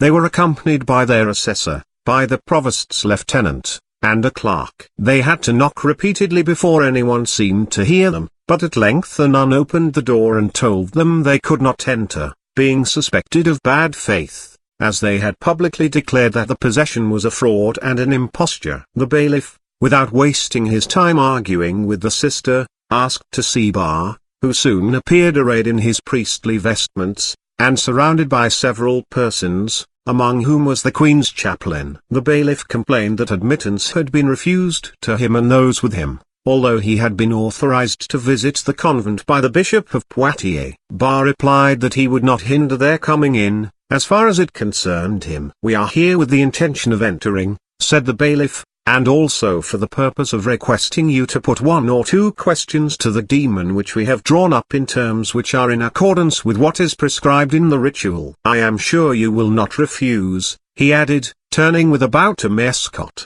to make this experiment in the presence of the Queen's chaplain, since by that means all those suspicions of imposture can be removed which are unfortunately so rife concerning this business. In that respect I shall do as I please, and not as you order me, was the insolent reply of the exorcist. It is, however, your duty to follow legal methods in your procedure, returned the bailiff, if you sincerely desire the truth, for it would be an affront to God to perform a spurious miracle in his honor, and a wrong to the Catholic faith, whose power is in its truth, to attempt to give adventitious luster to its doctrines by the aid of fraud and deception. Sir, said Barr, I am a man of honor, I know my duty and I shall discharge it, but as to yourself, I must recall to your recollection that the last time you were here you left the chapel in anger and excitement, which is an attitude of mind most unbecoming in one whose duty it is to administer justice. Seeing that these recriminations would have no practical result, the magistrates cut them short by reiterating their demand for admittance, and on this being refused, they reminded the exorcists that they were expressly prohibited from asking any questions tending to cast a slur on the character of any person or persons whatever, under pain of being treated as disturbers of the public peace. At this warning Barr, saying that he did not acknowledge the bailiff's jurisdiction, shut the door in the faces of the two magistrates, as there was no time to lose if the machinations of his enemies were to be brought to naught. The bailiff and the civil lieutenant advised Grandier to write to the Archbishop of Bordeaux, who had once already extricated him from imminent danger. Setting forth at length his present predicament, this letter, accompanied by the reports drawn up by the bailiff and the civil lieutenant, were sent off at once by a trusty messenger to his Grace of Escobally de Saudis. As soon as he received the dispatches, the worthy prelate, seeing how grave was the crisis, and that the slightest delay might be fatal to Grandier, set out at once for his abbey of St. Junel's-Marmes, the place in which he had already vindicated in so striking a manner the upright character of the poor persecuted priest by a fearless act of justice. It is not difficult to realize what a blow his arrival was to those who held a brief for the evil spirits in possession. Hardly had he reached St. Juin than he sent his own physician to the convent with orders to see the afflicted nuns and to test their condition, in order to judge if the convulsions were real or simulated. The physician arrived, armed with a letter from the Archbishop, ordering Mignon to permit the bearer to make a thorough examination into the position of affairs. Mignon received the physician with all the respect due to him who sent him, but expressed great regret that he had not come a little sooner, as, thanks to his, Mignon's, exertions and those of Barr, the devils had been exorcised the preceding day. He nevertheless introduced the Archbishop's envoy to the presence of the Superior and Sister Claire, whose demeanor was as calm as if they had never been disturbed by any agitating experiences. Mignon's statement being thus confirmed, the doctor returned to St. Juin, the only thing to which he could bear testimony being the tranquillity which reigned at the moment in the convent. The imposture being now laid so completely bare, the Archbishop was convinced that the infamous persecutions to which it had led would cease at once and forever, but Grandier, better acquainted with the character of his adversaries, arrived on the 27th of December at the abbey and laid a petition at the Archbishop's feet. In this document he set forth that his enemies having formerly brought false and slanderous accusations against him, of which, through the justice of the Archbishop, he had been able to clear himself, had employed themselves during the last 3 months in inventing and publishing as a fact that the petitioner had sent evil spirits into the bodies of nuns in the Ursuline convent of Loudun, although he had never spoken to any of the sisterhood there, that the guardianship of the sisters who, it was alleged, were possessed, and the task of exorcism, had been entrusted to Jean Mignon and Pierre Barr, who had in the most unmistakable manner shown themselves to be the mortal enemies of the petitioner, that in the reports drawn up by the said Jean Mignon and Pierre Barr, which differed so widely from those made by the bailiff and the civil lieutenant, it was boastfully alleged that 3 or 4 times devils had been driven out, but that they had succeeded in returning and taking possession of their victims again and again, in virtue of successive pacts entered into between the Prince of Darkness and the petitioner, that the aim of these reports and allegations was to destroy the reputation of the petitioner and excite public opinion against him. that although the demons had been put to flight by the arrival of his grace, yet it was too probable that as soon as he was gone they would return to the charge, that if, such being the case, the powerful support of the Archbishop were not available, the innocence of the petitioner, no matter how strongly established, would by the cunning tactics of his inveterate foes be obscured and denied. He, the petitioner, therefore prayed that, should the foregoing reasons prove on examination to be cogent, the Archbishop would be pleased to prohibit Bar, Mignon, and their partisans, whether among the secular or the regular clergy, from taking part in any future exorcisms, should such be necessary, or in the control of any persons alleged to be possessed. Furthermore, petitioner prayed that his grace would be pleased to appoint as a precautionary measure such other clerics and lay persons as seemed to him suitable, to superintend the administration of food and medicine and the rite of exorcism to those alleged to be possessed, and that all the treatment should be carried out in the presence of magistrates. The Archbishop accepted the petition, and wrote below it: "The present petition having been seen by us and the opinion of our attorney having been taken in the matter, we have sent the petitioner in advance of our said attorney back to Poitiers, that justice may be done him, and in the meantime we have appointed Sire Urbain, Père Lesque, a Jesuit residing in Poitiers, Père Gort of the Oratory, residing at Tours, to conduct the exorcisms, should such be necessary, and had given them an order to this effect. It is forbidden to all others to meddle with the said exorcisms, on pain of being punished according to law." It will be seen from the above that His Grace the Archbishop of Bordeaux, in his enlightened and generous exercise of justice, had foreseen and provided for every possible contingency, so that as soon as his orders were made known to the exorcists the possession ceased at once and completely, and was no longer even talked of. Bar withdrew to Chinon, the senior canons rejoined their chapters, and the nuns, happily rescued for the time, resumed their life of retirement and tranquillity. The Archbishop nevertheless urged on Grandier the prudence of effecting an exchange of benefices, but he replied that he would not at that moment change his simple living of Loudun for a bishopric. Chapter 8.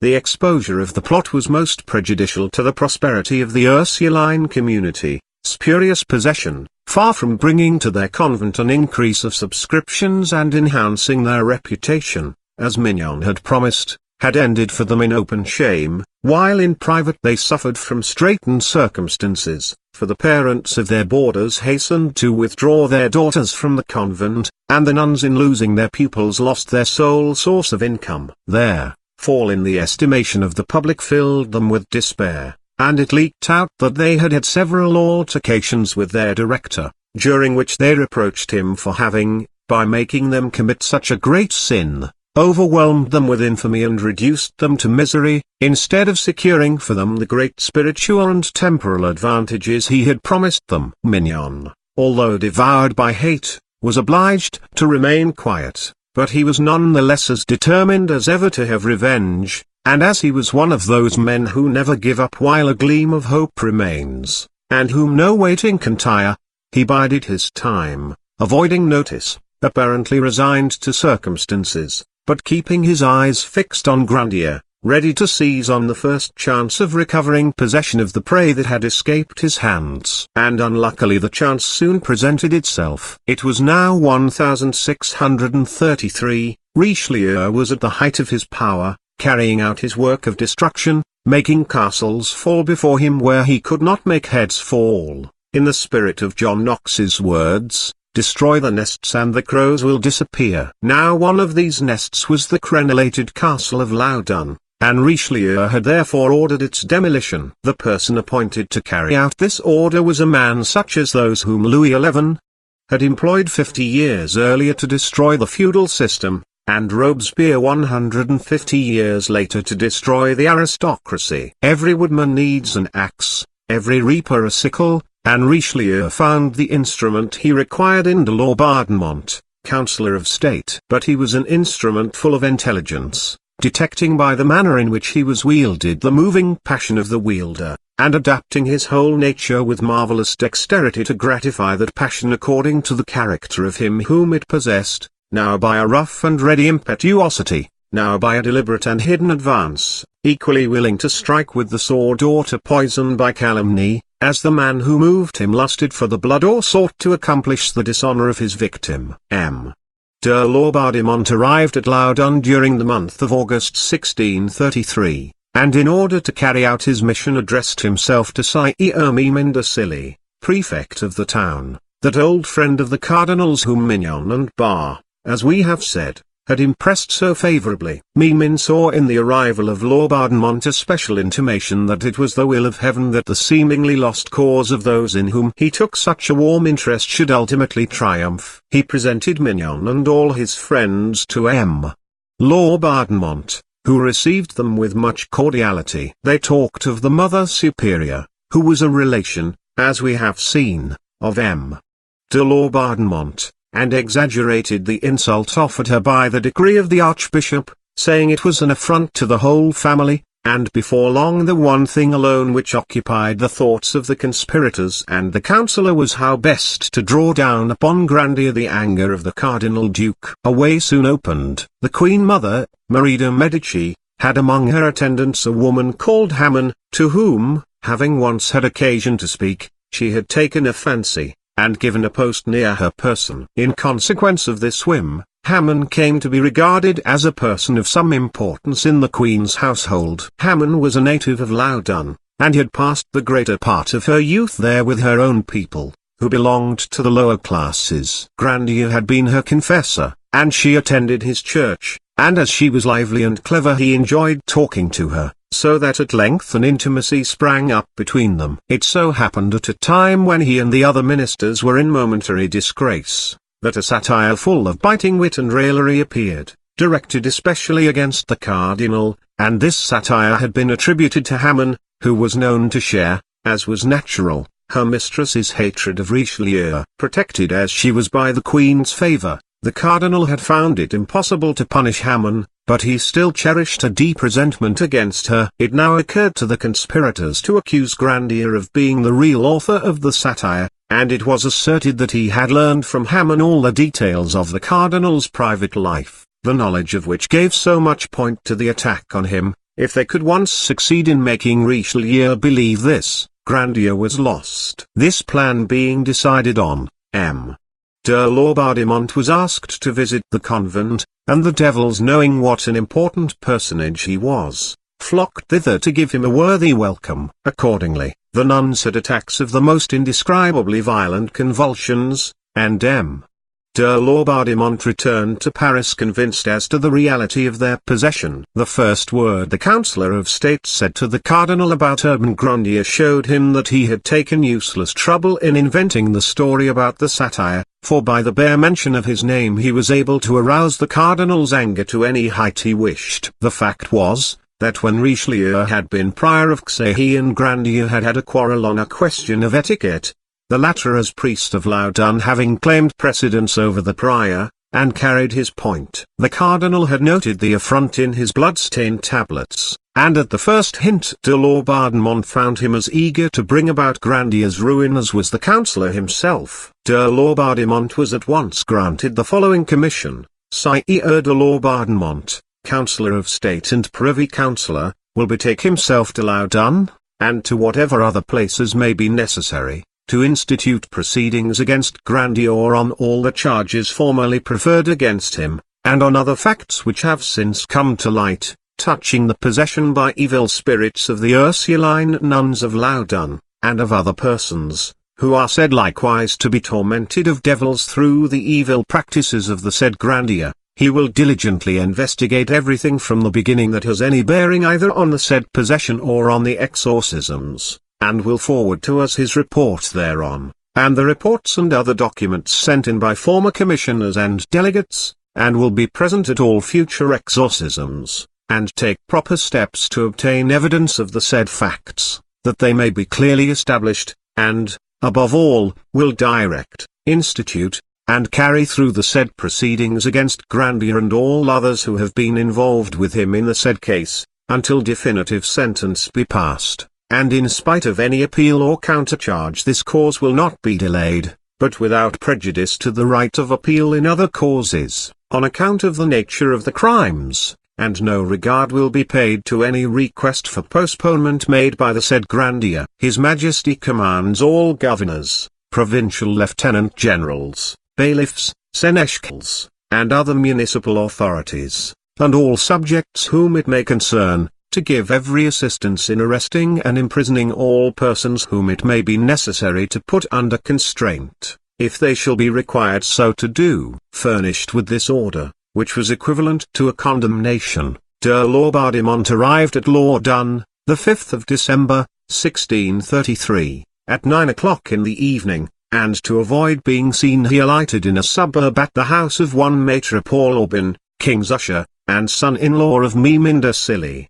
His arrival was kept so secret that neither Grandier nor his friends knew of it, but Mime, Herve Menuau, and Mignon were notified, and immediately called on him. De Laubardemont received them, commission in hand, but broad as it was, it did not seem to them sufficient, for it contained no order for Grandier's arrest, and Grandier might fly. De Laubardemont, smiling at the idea that he could be so much in fault, drew from his pocket an order in duplicate, in case one copy should be lost, dated like the commission, November 30th, signed Louis, and countersigned Philip's. It was conceived in the following terms: Louis, etc. etc. We have entrusted these presents to Sire de Laubardemont, Privy Councillor, to empower the said Sire de Laubardemont to arrest Grandier and his accomplices and imprison them in a secure place, with orders to all provosts, marshals, and other officers, and to all our subjects in general,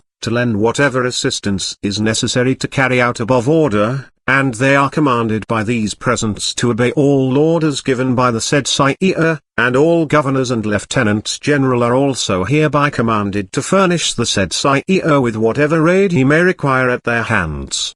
This document being the completion of the other, it was immediately resolved, in order to show that they had the royal authority at their back, and as a preventive measure, to arrest Grandier at once, without any preliminary investigation. They hoped by this step to intimidate any official who might still be inclined to take Grandier's part, and any witness who might be disposed to testify in his favor. Accordingly, they immediately sent for Guillaume Urbain, Sire de Lagrange Jared Provost's lieutenant. De Laubardemont communicated to him the commission of the cardinal and the order of the king, and requested him to arrest Grandier early next morning. M. de Lagrange could not deny the two signatures, and answered that he would obey, but as he foresaw from their manner of going to work that the proceedings about to be instituted would be an assassination and not a fair trial, he sent, in spite of being a distant connection of Mime, whose daughter was married to his, Lagrange's, brother, to warn Grandier of the orders he had received. But Grandier, with his usual intrepidity, while thanking Lagrange for his generous message, sent back word that, secure in his innocence and relying on the justice of God, he was determined to stand his ground. So Grandier remained, and his brother, who slept beside him, declared that his sleep that night was as quiet as usual. The next morning he rose, as was his habit, at 6 o'clock, took his breviary in his hand, and went out with the intention of attending matins at the church of Saint Croix.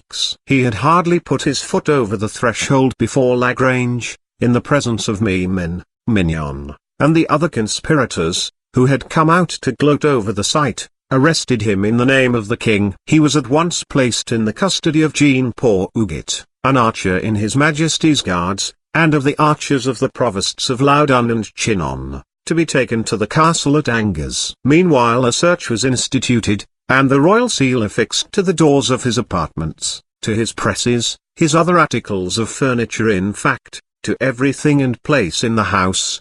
But nothing was found that tended to compromise him, except an essay against the celibacy of priests, and 2 sheets of paper whereon were written in another hand than his, some love poems in the taste of that time. Chapter 9. For 4 months Grandier languished in prison, and, according to the report of Michelon, commandant of Angers, and of Pierre Bacher, his confessor, he was, during the whole period, a model of patience and firmness, passing his days in reading good books or in writing prayers and meditations, which were afterwards produced at his trial. Meanwhile, in spite of the urgent appeals of Jeanne Esteye, mother of the accused, who, although 70 years of age, seemed to recover her youthful strength and activity in the desire to save her son. Laubardemont continued the examination, which was finished on April 4.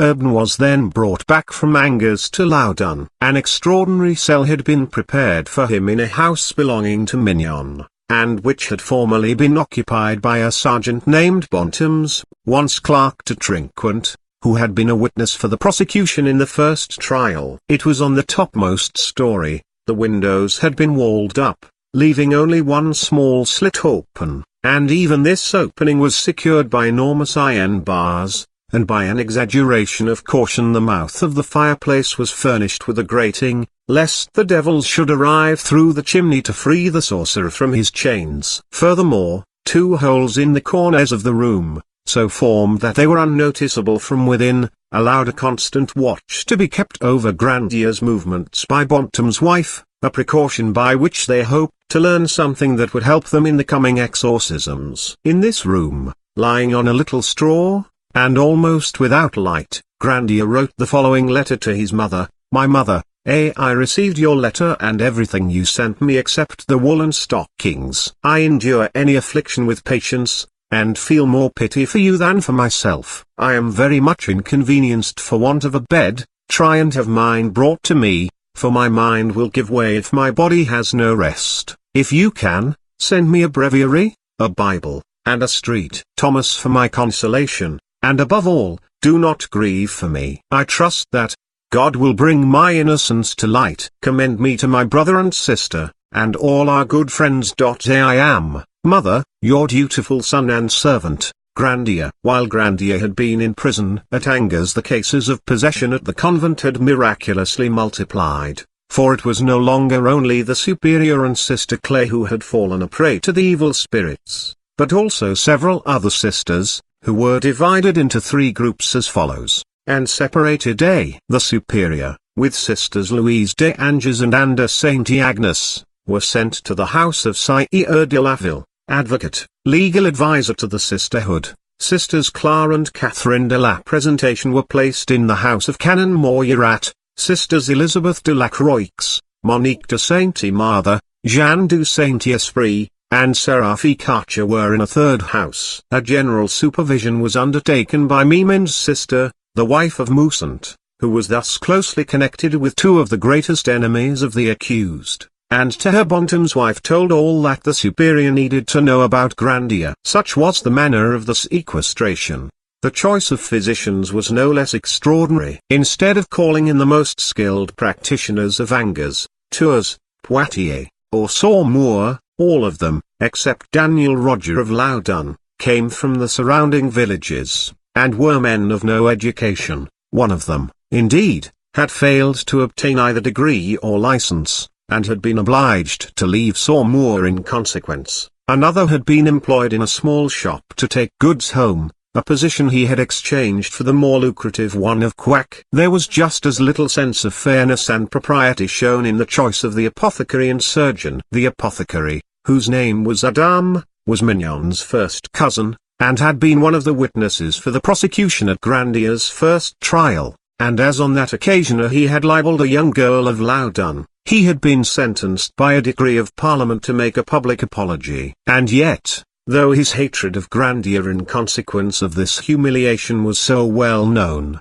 perhaps for that very reason, it was to him the duty of dispensing and administering the prescriptions was entrusted, no one supervising the work even so far as to see that the proper doses were given, or taking note whether for sedatives he did not sometimes substitute stimulating and exciting drugs, capable of producing real convulsions. The surgeon Mannery was still more unsuitable, for he was a nephew of Mimen de Silly, and brother of the nun who had offered the most determined opposition to Grandier's demand for sequestration of the possessed sisters. During the second series of exorcisms, in vain did the mother and brother of the accused present petitions setting forth the incapacity of the doctors and the hatred of Grandier professed by the apothecary. They could not, even at their own expense, obtain certified copies of any of these petitions, although they had witnesses ready to prove that Adam had once in his ignorance dispensed crocus metallorum for crocus mantis, a mistake which had caused the death of the patient for whom the prescription was made up. In short, so determined were the conspirators that this time Grandier should be done to death, that they had not even the decency to conceal the infamous methods by which they had arranged to attain this result. The examination was carried on with vigor. As one of the first formalities would be the identification of the accused, Grandier published a memorial in which he recalled the case of St. Anastasius at the Council of Tyre, who had been accused of immorality by a fallen woman whom he had never seen before. When this woman entered that hall of justice in order to swear to her deposition, a priest named Timothy went up to her and began to talk to her as if he were Anastasius. Falling into the trap, she answered as if she recognized him, and thus the innocence of the saint was shown forth. Grandier therefore demanded that 2 or 3 persons of his own height and complexion should be dressed exactly like himself, and with him should be allowed to confront the nuns. As he had never seen any of them, and was almost certain they had never seen him, they would not be able, he felt sure, to point him out with certainty, in spite of the allegations of undue intimacy with themselves they brought against him. This demand showed such conscious innocence that it was embarrassing to answer, so no notice was taken of it. Meanwhile the Bishop of Poitiers, who felt much elated at getting the better of the Archbishop of Bordeaux, who of course was powerless against an order issued by the Cardinal Duke, took exception to Père Lesquet and Père Gort, the exorcists appointed by his superior,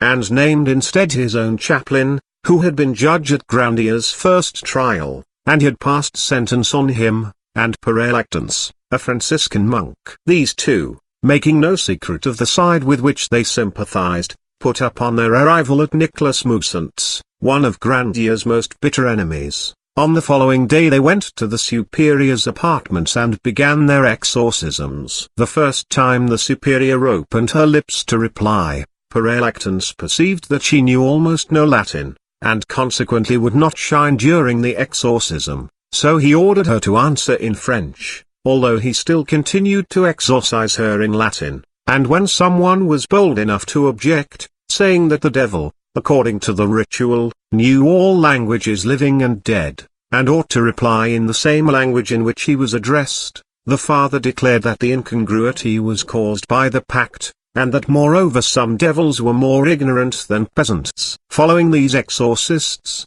and 2 Carmelite monks, named Pierre de Saint Thomas and Pierre de Saint Mathurin, who had, from the very beginning, pushed their way in when anything was going on, came 4 Capuchins sent by Père Joseph, head of the Franciscans, his Grey Eminence, as he was called, and whose names were Pérez Luc, Tranquille, Potais, and Elise, so that a much more rapid advance could be made than hitherto by carrying on the exorcisms in 4 different places at Annecy, viz., in the convent, and in the churches of Saint-Croix, Saint-Pierre du Martreuil, and Notre Dame du Château. Very little of importance took place, however, on the first 2 occasions, the 15th and 16th of April, for the declarations of the doctors were most vague and indefinite, merely saying that the things they had seen were supernatural, surpassing their knowledge and the rules of medicine. The ceremony of the 23rd April presented, however, some points of interest. The superior,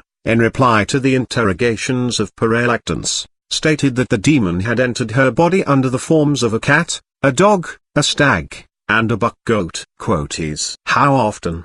Inquired the exorcist. I didn't notice the day, replied the superior, mistaking the word quoties for quando, when. It was probably to revenge herself for this error that the superior declared the same day that Grandier had on his body 5 marks made by the devil, and that though his body was else insensible to pain, he was vulnerable at those spots. Mannery, the surgeon, was therefore ordered to verify this assertion, and the day appointed for the verification was the 26th. In virtue of this mandate Mannery presented himself early on that day at Grandier's prison, caused him to be stripped naked and cleanly shaven, then ordered him to be laid on a table and his eyes bandaged. But the devil was wrong again. Grandier had only 2 marks, instead of 5 ear, one on the shoulder blade, and the other on the thigh. Then took place one of the most abominable performances that can be imagined. Mannering held in his hand a probe, with a hollow handle, into which the needle slipped when a spring was touched.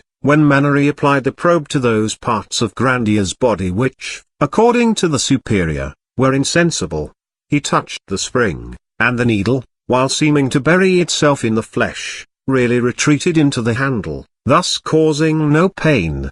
But when he touched one of the marks said to be vulnerable, he left the needle fixed, and drove it into the depth of several inches. The first time he did this it drew from poor Grandier, who was taken unprepared, such a piercing cry that it was heard in the street by the crowd which had gathered round the door. From the mark on the shoulder blade with which he had commenced, Mannering passed to that on the thigh, but though he plunged the needle into its full depth, Grandier uttered neither cry nor groan, but went on quietly repeating a prayer, and notwithstanding that Mannering stabbed him twice more through each of the 2 marks, he could draw nothing from his victim but prayers for his tormentors. M.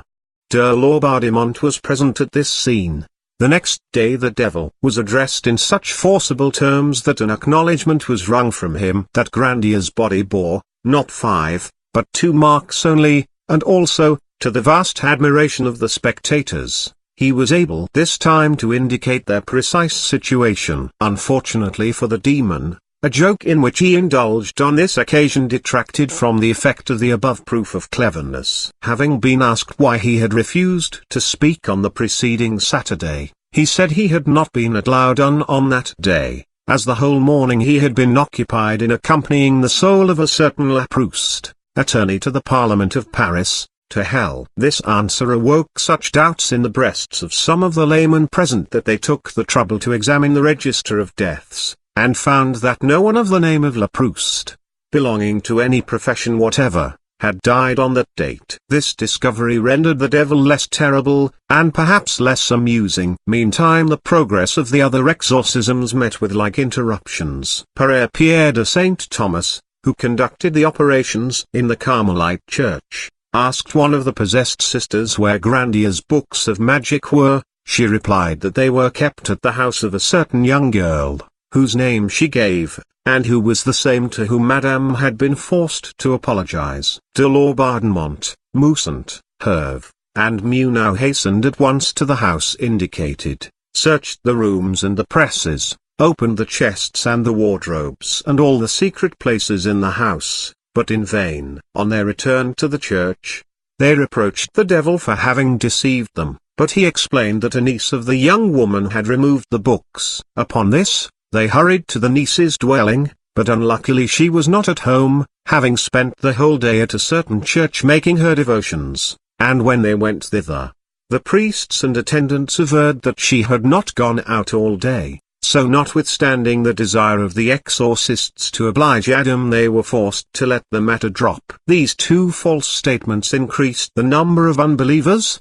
but it was announced that a most interesting performance would take place on May 4th. Indeed, the program when issued was varied enough to arouse general curiosity. Asmodeus was to raise the superior 2 feet from the ground, and the fiends Iazas and Cerberus, in emulation of their leader, would do as much for 2 other nuns, while a 4th devil, named Beherit, would go farther still, and, greatly daring, would attack M.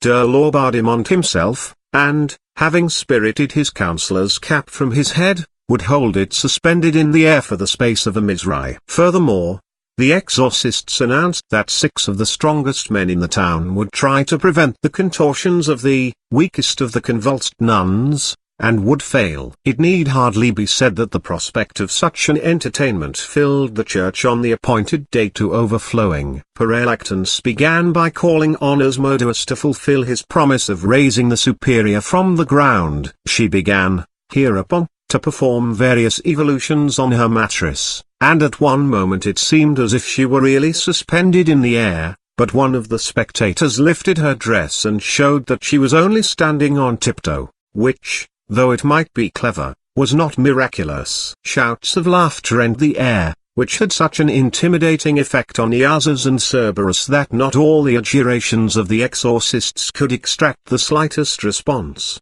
Beherit was their last hope, and he replied that he was prepared to lift up M. de Laubardemont cap, and would do so before the expiration of a quarter of an hour. We must here remark that this time the exorcisms took place in the evening, instead of in the morning as hitherto, and it was now growing dark, and darkness is favorable to illusions. Several of the unbelieving ones present, therefore, began to call attention to the fact that the quarter of an hour's delay would necessitate the employment of artificial light during the next scene. They also noticed that M. de Laubardemont had seated himself apart and immediately beneath one of the arches in the vaulted roof, through which a hole had been drilled for the passage of the bell rope. They therefore slipped out of the church, and up into the belfry, where they hid. In a few moments a man appeared who began to work at something. They sprang on him and seized his wrists, and found in one of his hands a thin line of horsehair, to one end of which a hook was attached. The holder, being frightened, dropped the line and fled, and although M. de Laubardemont, the exorcists, and the spectators waited, expecting every moment that the cap would rise into the air, it remained quite firm on the owner's head, to the no small confusion of Perelactance, who, all unwitting of the fiasco, continued to adjure Beherit to keep his word, of course without the least effect. Altogether, this performance of May 4th, went anything but smoothly. Till now no trick had succeeded, never before had the demons been such bunglers.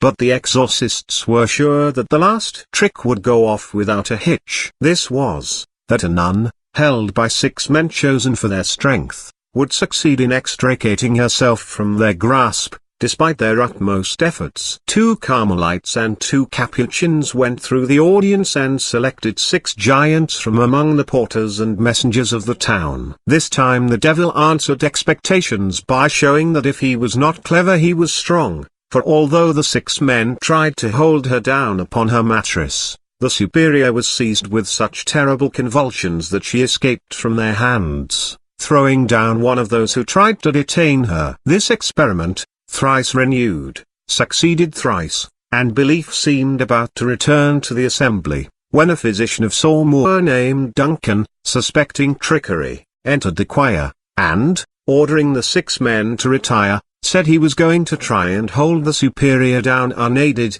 and if she escaped from his hands he would make a public apology for his unbelief. M.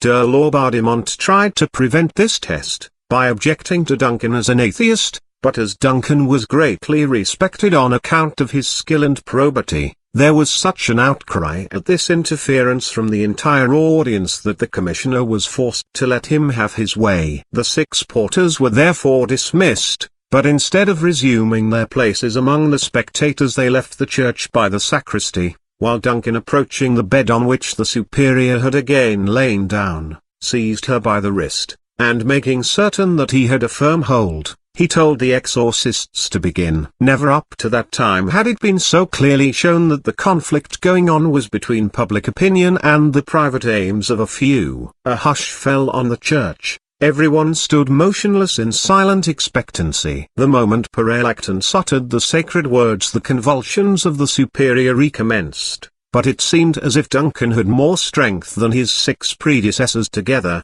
for twist and writhe and struggle as she would, the superior's wrist remained none the less firmly clasped in Duncan's hand. At length she fell back on her bed exhausted, exclaiming, "It's no use, it's no use. He's holding me." "Release her arm," shouted Perelactance in a rage. "How can the convulsions take place if you hold her that way?" "If she is really possessed by a demon," answered Duncan aloud, "he should be stronger than I, for it is stated in the ritual that among the symptoms of possession is strength beyond one's years, beyond one's condition, and beyond what is natural." "That is badly argued," said Lactance sharply. "A demon outside the body is indeed stronger than you. But when enclosed in a weak frame such as this it cannot show such strength, for its efforts are proportioned to the strength of the body it possesses." "Enough," said M.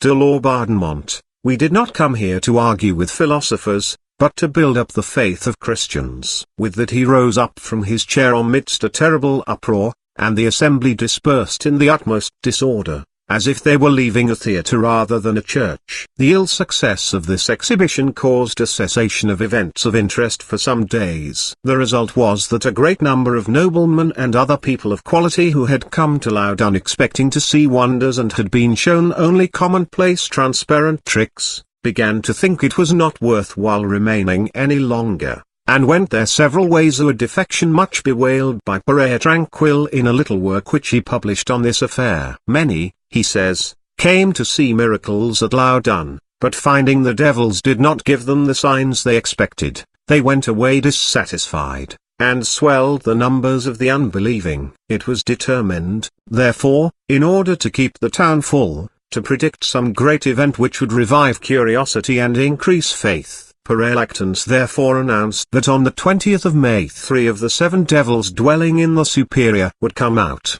leaving 3 wounds in her left side, with corresponding holes in her chemise, bodice, and dress. The 3 parting devils were Asmodeus, Grisel des Trônes, and Amand des Puissances. He added that the Superior's hands would be bound behind her back at the time the wounds were given. On the appointed day the church of Saint-Croix was filled to overflowing with sightseers curious to know if the devils would keep their promises better this time than the last. Physicians were invited to examine the Superior's side and her clothes, and amongst those who came forward was Duncan, whose presence guaranteed the public against deception. But none of the exorcists ventured to exclude him, despite the hatred in which they held him, a hatred which they would have made him feel if he had not been under the special protection of Marshal Breze. The physicians, having completed their examination, gave the following certificate: A. We have found no wound in the patient's side, no rent in her vestments,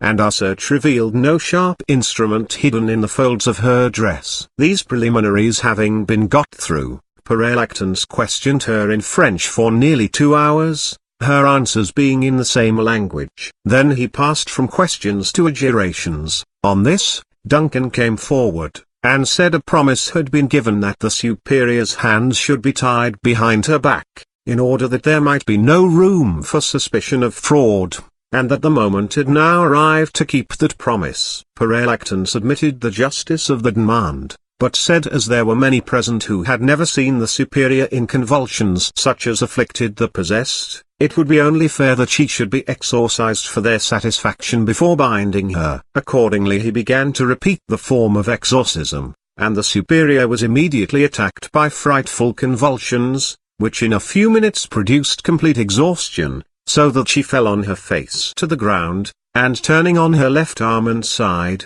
remained motionless some instants, after which she uttered a low cry, followed by a groan. The physicians approached her, and Duncan, seeing her take away her hand from her left side, seized her arm, and found that the tips of her fingers were stained with blood. They then examined her clothing and body, and found her dress, bodice, and chemise cut through in 3 places, the cuts being less than an inch long. There were also 3 scratches beneath the left breast, so slight as to be scarcely more than skin deep, the middle one being a barleycorn in length. Still, from all 3 a sufficient quantity of blood had oozed to stain the chemise above them. This time the fraud was so glaring that even de Laubardemont exhibited some signs of confusion because of the number and quality of the spectators. He would not, however, allow the doctors to include in their report their opinion as to the manner in which the wounds were inflicted, but Grandier protested against this in a statement of facts,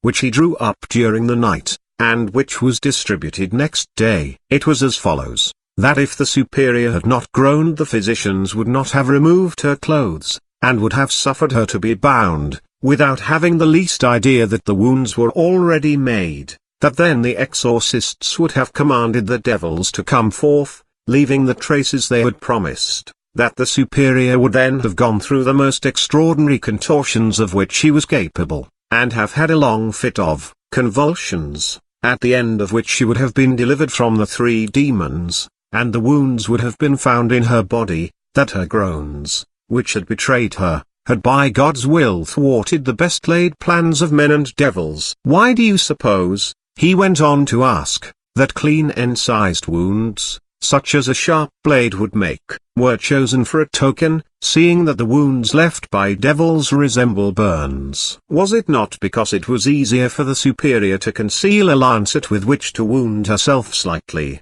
than to conceal any instrument sufficiently heated to burn her? Why do you think the left side was chosen rather than the forehead and nose, if not because she could not give herself a wound in either of those places without being seen by all the spectators? Why was the left side rather than the right chosen, if it were not that it was easier for the superior to wound herself with her right hand, which she habitually used, in the left side than in the right? Why did she turn on her left side and arm and remain so long in that position, if it were not to hide from the bystanders the instrument with which she wounded herself? What do you think caused her to groan, in spite of all her resolution, if it were not the pain of the wound she gave herself?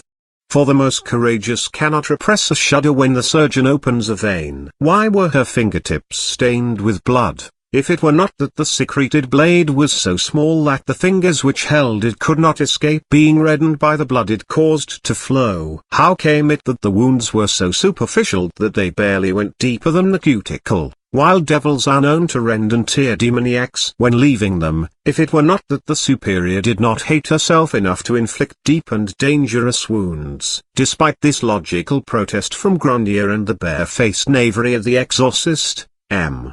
de Laubardemont prepared a report of the expulsion of the three devils, Asmodeus, Grisel, and Aman, from the body of Sister Jeanne d'Angers, through 3 wounds below the region of the heart, a report which was afterwards shamelessly used against Grandier, and of which the memorandum still exists, a monument, not so much of credulity and superstition, as of hatred and revenge. Per reluctance, in order to allay the suspicions which the pretended miracle had roused among the eyewitnesses, asked Balaam, one of the 4 demons who still remained in the superior's body, the following day, why Asmodeus and his 2 companions had gone out against their promise, while the superior's face and hands were hidden from the people. To lengthen the incredulity of certain people, answered Balaam. As for Prayer Tranquil, he published a little volume describing the whole affair, in which, with the irresponsible frivolity of a true Capuchin, he poked fun at those who could not swallow the miracles wholesale. They had every reason to feel vexed, he said, at the small courtesy or civility shown by the demons to persons of their merit and station, but if they had examined their consciences, perhaps they would have found the real reason of their discontent, and, turning their anger against themselves, would have done penance for having come to the exorcisms led by a depraved moral sense and a prying spirit. Nothing remarkable happened from the 20th May till the 13th June, a day which became noteworthy by reason of the superior's vomiting Aquila finger long. It was doubtless this last miracle which brought the Bishop of Poitiers to Loudun, not, as he said to those who came to pay their respects to him, to examine into the genuineness of the possession, but to force those to believe who still doubted, and to discover the classes which Urbain had founded to teach the black art to pupils of both sexes. Thereupon the opinion began to prevail among the people that it would be prudent to believe in the possession, since the king, the cardinal duke, and the bishop believed in it, and that continued doubt would lay them open to the charges of disloyalty to their king and their church, and of complicity in the crimes of Grandier, and thus draw down upon them the ruthless punishment of Laubardemont. The reason we feel so certain that our work is pleasing to God is that it is also pleasing to the king, wrote Per Reluctance. The arrival of the bishop was followed by a new exorcism, and of this an eyewitness, who was a good Catholic and a firm believer in possession, has left us a written description, more interesting than any we could give. We shall present it to our readers, word for word, as it stands on Friday, 23rd of June 1634, on the eve of St. John, about 3 p.m., the Lord Bishop of Poitiers and M.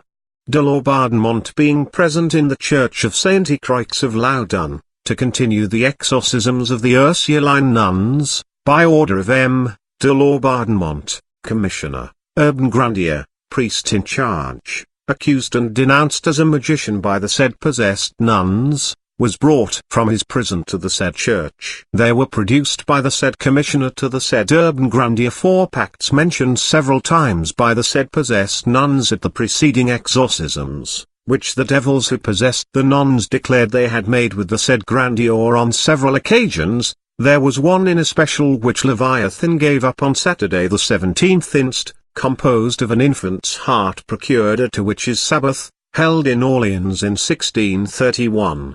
The ashes of a consecrated wafer, blood, etc., of the said Grandier, whereby Leviathan asserted he had entered the body of the sister, Jeanne d'Anges, the superior of the said nuns, and took possession of her with his coadjutors Beherit, Eazas, and Balaam, on December 8, 1632. Another such pact was composed of the pips of Grenada oranges, and was given up by Asmodeus and a number of other devils. It had been made to hinder Beherit from keeping his promise to lift the commissioner's hat 2 inches from his head and to hold it there the length of a missy ear, as a sign that he had come out of the nun. On all these pacts being shown to the said Grandier, he said, without astonishment, but with much firmness and resolution, that he had no knowledge of them whatever, that he had never made them, and had not the skill by which to make them, that he had held no communication with devils, and knew nothing of what they were talking about. A report of all this being made and shown to him, he signed it. This done, they brought all the possessed nuns, to the number of 11 or 12, including 3 lay sisters, also possessed, into the choir of the said church, accompanied by a great many monks, Carmelites, Capuchins, and Franciscans, and by 3 physicians and a surgeon. The sisters on entering made some wanton remarks, calling Grandier their master, and exhibiting great delight at seeing him. Thereupon Perelactance and Gabriel, a Franciscan brother, and one of the exorcists, exhorted all present with great fervor to lift up their hearts to God and to make an act of contrition for the offences committed against his divine majesty, and to pray that the number of their sins might not be an obstacle to the fulfillment of the plans which he in his providence had formed for the promotion of his glory on that occasion, and to give outward proof of their heartfelt grief by repeating the Confiteor as a preparation for the blessing of the Lord Bishop of Poitiers. This having been done, he went on to say that the matter in question was of such moment and so important in its relation to the great truths of the Roman Catholic Church, that this consideration alone ought to be sufficient to excite their devotion, and furthermore, that the affliction of these poor sisters was so peculiar and had lasted so long, that charity impelled all those who had the right to work for their deliverance and the expulsion of the devils, to employ the power entrusted to them with their office in accomplishing so worthy a task by the forms of exorcism prescribed by the Church to its ministers. Then addressing Grandier, he said that he having been anointed as a priest belonged to this number, and that he ought to help with all his power and with all his energy, if the bishop were pleased to allow him to do so, and to remit his suspension from authority. The bishop having granted permission, the Franciscan friar offered a stole to Grandier, who, turning towards the prelate, asked him if he might take it. On receiving a reply in the affirmative, he passed it round his neck, and on being offered a copy of the ritual, he asked permission to accept it as before, and received the bishop's blessing, prostrating himself at his feet to kiss them, whereupon the Veni Creator Spiritus having been sung, he rose, and addressing the bishop, asked, "My lord, whom am I to exorcise?" The said bishop having replied, "These maidens." Grandier again asked, "What maidens?" "The possessed maidens," was the answer. "That is to say, my lord," said he, "that I am obliged to believe in the fact of possession. The Church believes in it, therefore I too believe, but I cannot believe that a sorcerer can cause a Christian to be possessed unless the Christian consent." Upon this, some of those present exclaimed that it was heretical to profess such a belief, that the contrary was indubitable, believed by the whole Church and approved by the Sorbonne. To which he replied that his mind on that point was not yet irrevocably made up, that what he had said was simply his own idea, and that in any case he submitted to the opinion of the whole body of which he was only a member, that nobody was declared a heretic for having doubts, but only for persisting in them, and that what he had advanced was only for the purpose of drawing an assurance from the bishop that in doing what he was about to do he would not be abusing the authority of the Church. Sister Catherine having been brought to him by the Franciscan as the most ignorant of all the nuns, and the least open to the suspicion of being acquainted with Latin, he began the exorcism in the form prescribed by the ritual. But as soon as he began to question her he was interrupted, for all the other nuns were attacked by devils, and uttered strange and terrible noises. Amongst the rest, Sister Clare came near, and reproached him for his blindness and obstinacy, so that he was forced to leave the nun with whom he had begun, and address his words to the said Sister Clare, who during the entire duration of the exorcism continued to talk at random, without paying any heed to Grandier's words, which were also interrupted by the Mother Superior, to whom he at last gave attention, leaving Sister Clare. But it is to be noted that before beginning to exorcise the Superior, he said, speaking in Latin as heretofore, that knowing she understood Latin, he would question her in Greek. To which the devil replied by the mouth of the possessed, "Ah! How clever you are! You know it was one of the first conditions of our pact that I was not to answer in Greek." Upon this, he cried, "O pulchri lucio, egregic evasio! O superb fraud!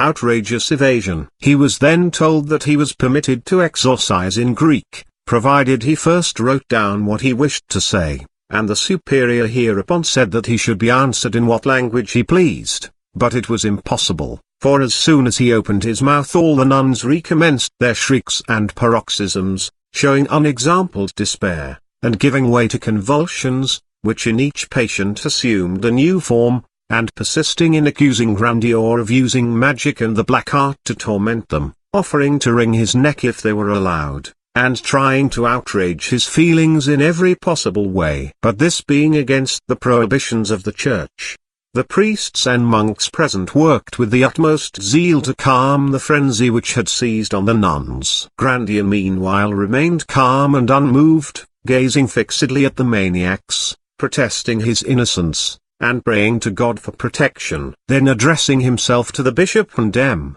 de Laubardemont, he implored them by the ecclesiastical and royal authority of which they were the ministers to command these demons to wring his neck, or at least to put a mark in his forehead, if he were guilty of the crime of which they accused him, that the glory of God might be shown forth, the authority of the Church vindicated, and himself brought to confusion, provided that the nuns did not touch him with their hands. But to this the bishop and the commissioner would not consent, because they did not want to be responsible for what might happen to him, neither would they expose the authority of the Church to the wiles of the devils, who might have made some pact on that point with Grandier. Then the exorcists, to the number of 8, having commanded the devils to be silent and to cease their tumult, ordered a brazier to be brought, and into this they threw the pacts one by one, whereupon the convulsions returned with such awful violence and confused cries, rising into frenzied shrieks, and accompanied by such horrible contortions,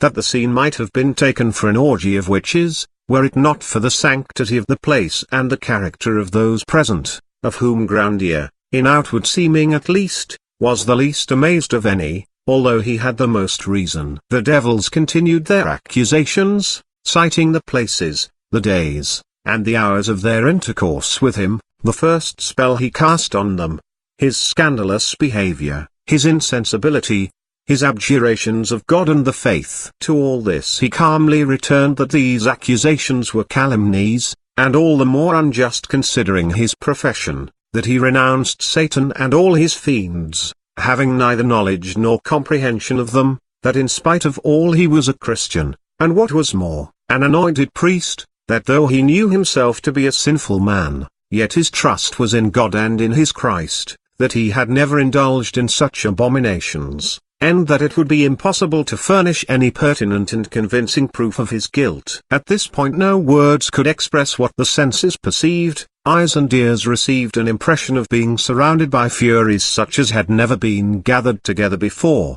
and unless accustomed to such ghastly scenes as those who sacrifice to demons, No one could keep his mind free from astonishment and horror in the midst of such a spectacle. Grandier alone remained unchanged through it all, seemingly insensible to the monstrous exhibitions, singing hymns to the Lord with the rest of the people, as confident as if he were guarded by legions of angels. One of the demons cried out that Beelzebub was standing between him and Père Tranquille the Capuchin, upon which Grandier said to the demona, Obmutskas, hold thy peace. Upon this the demon began to curse, and said that was their watchword, but they could not hold their peace, because God was infinitely powerful, and the powers of hell could not prevail against him. Thereupon they all struggled to get at Grandier, threatening to tear him limb from limb, to point out his marks, to strangle him although he was their master, whereupon he seized a chance to say he was neither their master nor their servant,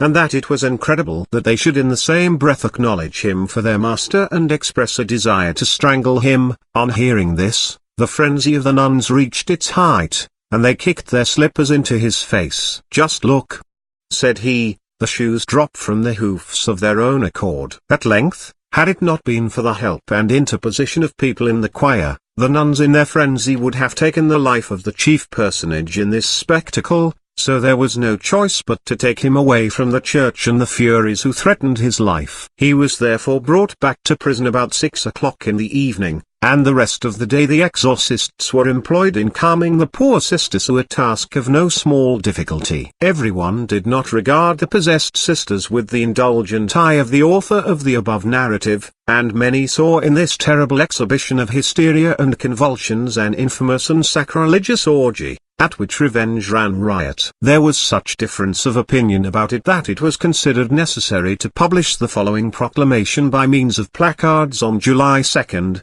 All persons, of whatever rank or profession, are hereby expressly forbidden to traduce, or in any way malign, the nuns and other persons at loud unpossessed by evil spirits, or their exorcists, or those who accompany them either to the places appointed for exorcism or elsewhere, in any form or manner whatever, on pain of a fine of 10,000 livres, or a larger sum and corporal punishment should the case so require. And in order that no one may plead ignorance hereof, this proclamation will be read and published today from the pulpits of all the churches, and copies affixed to the church doors and in other suitable public places. Done at Loudun, July 2nd, 1634. This order had great influence with worldly folk, and from that moment, whether their belief was strengthened or not, they no longer dared to express any incredulity. But in spite of that, the judges were put to shame, for the nuns themselves began to repent, and on the day following the impious scene above described, just as Père Lactani began to exorcise Sister Clara in the castle chapel, she rose, and turning towards the congregation, while tears ran down her cheeks, said in a voice that could be heard by all present, that she was going to speak the truth at last in the sight of heaven. Thereupon she confessed that all that she had said during the last fortnight against Grandier was calumnious and false, and that all her actions had been done at the instigation of the Franciscan Père Lactance, the director, Mignon, and the Carmelite brothers. Père Lactance, not in the least taken aback, declared that her confession was a fresh wile of the devil to save her master Grandier. She then made an urgent appeal to the bishop and to M.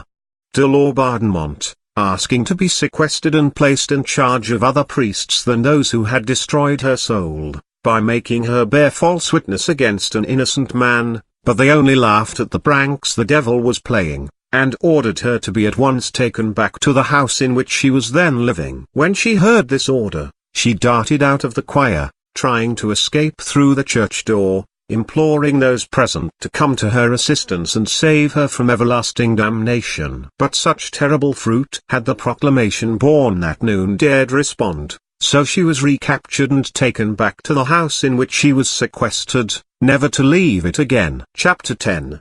The next day a still more extraordinary scene took place. While M.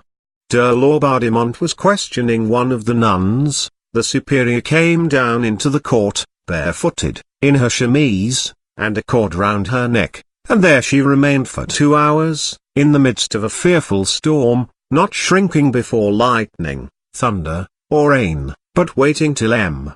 de Laubardemont and the other exorcists should come out. At length the door opened and the royal commissioner appeared, whereupon Sister Jeanne d'Anges, throwing herself at his feet, declared she had not sufficient strength to play the horrible part they had made her learn any longer, and that before God and man she declared Urbain Grandier innocent, saying that all the hatred which she and her companions had felt against him arose from the baffled desires which his comeliness awoke here, desires which the seclusion of conventional life made still more ardent. M. de Laubardemont threatened her with the full weight of his displeasure, but she answered, weeping bitterly, that all she now dreaded was her sin, for though the mercy of the Saviour was great, she felt that the crime she had committed could never be pardoned. M. de Laubardemont exclaimed that it was the demon who dwelt in her who was speaking, but she replied that the only demon by whom she had even been possessed was the spirit of vengeance, and that it was indulgence in her own evil thoughts, and not a pact with the devil, which had admitted him into her heart. With these words she withdrew slowly, still weeping, and going into the garden, attached one end of the cord round her neck to the branch of a tree, and hanged herself. But some of the sisters who had followed her cut her down before life was extinct. The same day an order for her strict seclusion was issued for her as for Sister Claire, and the circumstances that she was a relation of M. de Laubardemont did not avail to lessen her punishment in view of the gravity of her fault. It was impossible to continue the exorcisms. Other nuns might be tempted to follow the example of the Superior and Sister Claire, and in that case all would be lost. And besides, was not Urbain Grandier well and duly convicted? It was announced, therefore, that the examination had proceeded far enough, and that the judges would consider the evidence and deliver judgment. This long succession of violent and irregular breaches of law procedure, the repeated denials of his claim to justice, the refusal to let his witnesses appear, or to listen to his defense, all combined to convince Grandier that his ruin was determined on, for the case had gone so far and had attained such publicity that it was necessary either to punish him as a sorcerer and magician or to render a royal commissioner, a bishop, an entire community of nuns, several monks of various orders, many judges of high reputation, and laymen of birth and standing, liable to the penalties incurred by calumniators. But although, as this conviction grew, he confronted it with resignation, his courage did not fail, and holding it to be his duty as a man and a Christian to defend his life and honor to the end, he drew up and published another memorandum, headed Reasons for Acquittal, and had copies laid before his judges. It was a weighty and impartial summing up of the whole case, such as a stranger might have written, and began with these words: I entreat you in all humility to consider deliberately and with attention what the psalmist says in Psalm 82, where he exhorts judges to fulfill their charge with absolute rectitude, they being themselves mere mortals who will one day have to appear before God, the sovereign judge of the universe, to give an account of their administration. The Lord's anointed speaks to you today who are sitting in judgment, and says, God standeth in the congregation of the mighty,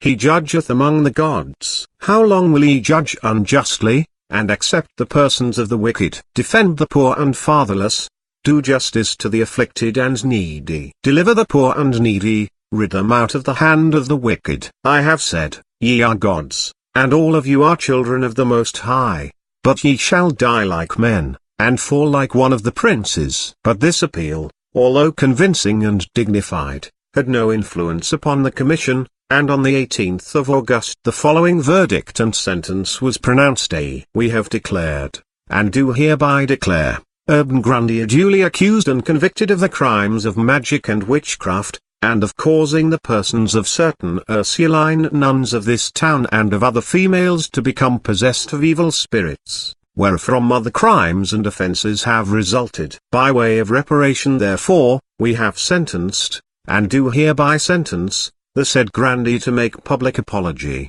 bareheaded, with a cord around his neck, holding a lighted torch of 2 pounds weight in his hand, before the west door of the church of St. Pierre in the market-place and before that of St. Ursule, both of this town, and there on bended knee to ask pardon of God and the King and the law, and this done, to be taken to the public square of St. Croix and there to be attached to a stake, set in the midst of a pile of wood, both of which to be prepared for this purpose, and to be burnt alive, along with the pacts and spells which remain in the hands of the clerk and the manuscript of the book written by the said Grandier against a celibate priesthood, and his ashes, to be scattered to the four winds of heaven. And we have declared, and do hereby declare, all and every part of his property confiscate to the king, the sum of 150 livres being first taken therefrom to be employed in the purchase of a copper plate whereon the substance of the present decree shall be engraved,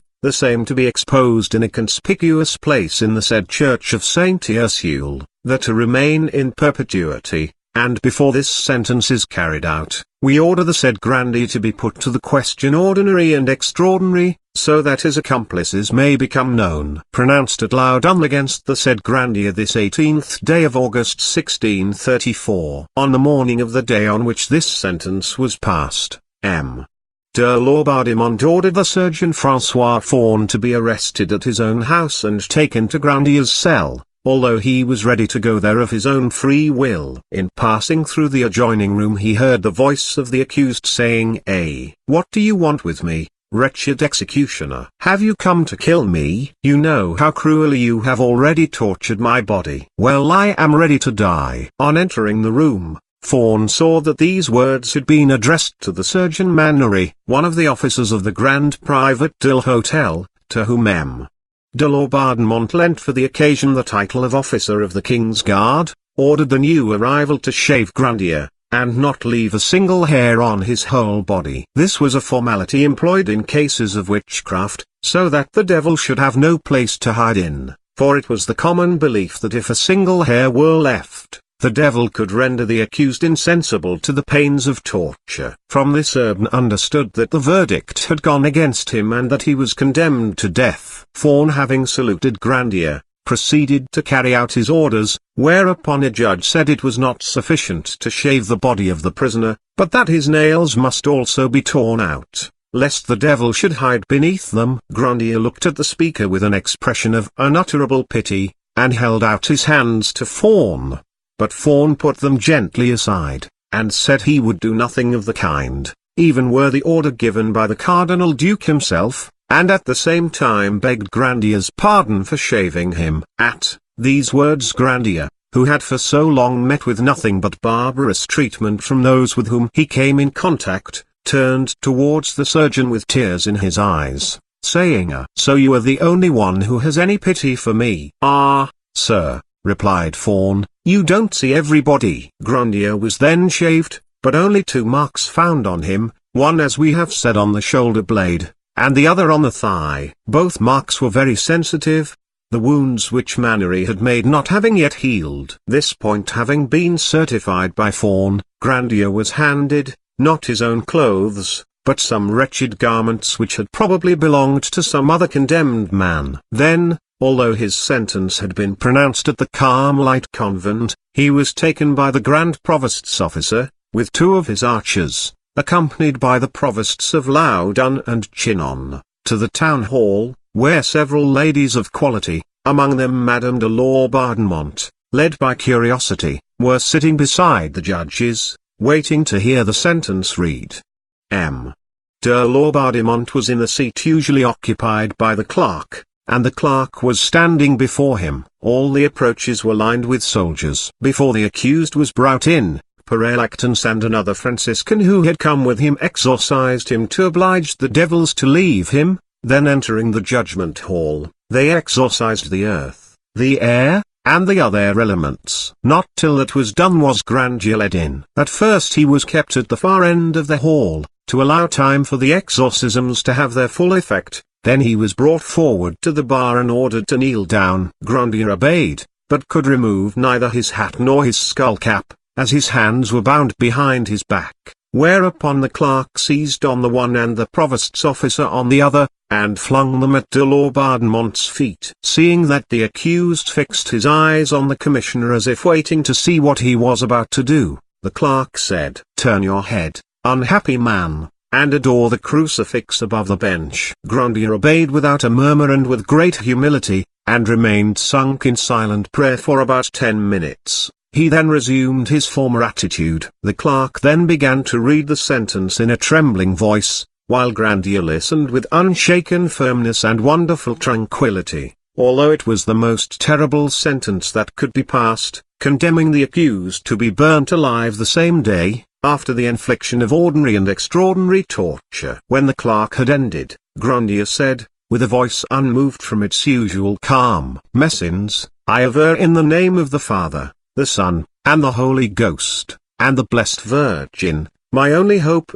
that I have never been a magician, that I have never committed sacrilege, that I know no other magic than that of the Holy Scriptures, which I have always preached, and that I have never held any other belief than that of our Holy Mother the Catholic Apostolic Church of Rome. I renounce the devil and all his works, I confess my Redeemer, and I pray to be saved through the blood of the cross, and I beseech you, Messins, to mitigate the rigor of my sentence, and not to drive my soul to despair." The concluding words led de Laubardemont to believe that he could obtain some admission from Grandier through fear of suffering, so he ordered the court to be cleared, and, being left alone with Maître Humain, criminal lieutenant of Orleans, and the Franciscans, he addressed Grandier in a stern voice, saying there was only one way to obtain any mitigation of his sentence, and that was to confess the names of his accomplices and to sign the confession. Grandier replied that having committed no crime he could have no accomplices, whereupon Laubardemont ordered the prisoner to be taken to the torture chamber,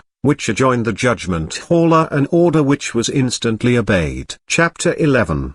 The mode of torture employed at Loudun was a variety of the boot, and one of the most painful of all. Each of the victim's legs below the knee was placed between two boards. The two pairs were then laid one above the other and bound together firmly at the ends. Wedges were then driven in with a mallet between the two middle boards. 4 such wedges constituted ordinary and 8 extraordinary torture, and this latter was seldom inflicted, except on those condemned to death. As almost no one ever survived it, the sufferer's legs being crushed to a pulp before he left the torturer's bands. In this case M. de Laubardemont, on his own initiative, for it had never been done before, added 2 wedges to those of the extraordinary torture, so that instead of 8, 10 were to be driven in. Nor was this all. The Commission Royal and the 2 Franciscans undertook to inflict the torture themselves. Laubardemont ordered Grandier to be bound in the usual manner, and then saw his legs placed between the boards. He then dismissed the executioner and his assistants, and directed the keeper of the instruments to bring the wedges, which he complained of as being too small. Unluckily, there were no larger ones in stock, and in spite of threats the keeper persisted in saying he did not know where to procure others. M. de Laubardemont then asked how long it would take to make some, and was told 2 hours. Finding that too long to wait, he was obliged to put up with those he had. Thereupon the torture began. Perelactans, having exorcised the instruments, drove in the first wedge, but could not draw a murmur from Grandier, who was reciting a prayer in a low voice. A second was driven home, and this time the victim, despite his resolution, could not avoid interrupting his devotions by 2 groans, at each of which Perelactans struck harder, crying, "Dickers! Dickers!" "Confess, confess," a word which he repeated so often and so furiously, till all was over, that he was ever after popularly called Peredickers. When the second wedge was in, de Laubardemont showed Grandier his manuscript against the celibacy of the priests, and asked if he acknowledged it to be in his own handwriting. Grandier answered in the affirmative. Asked what motive he had in writing it, he said it was an attempt to restore peace of mind to a poor girl whom he had loved, as was proved by the 2 lines written at the end. Si ton gentil esprit prend bien cette science, tu mettras en repose ta bonne conscience. If thy sensitive mind imbibe this teaching, it will give ease to thy tender conscience. Upon this, M. de Laubardemont demanded the girl's name, but Grandier assured him it should never pass his lips, none knowing it but himself and God. Thereupon M. de Laubardemont ordered Perelactans to insert the 3rd wedge. While it was being driven in by the monk's lusty arm, each blow being accompanied by the word "Dickers," Grandier exclaimed, "My God!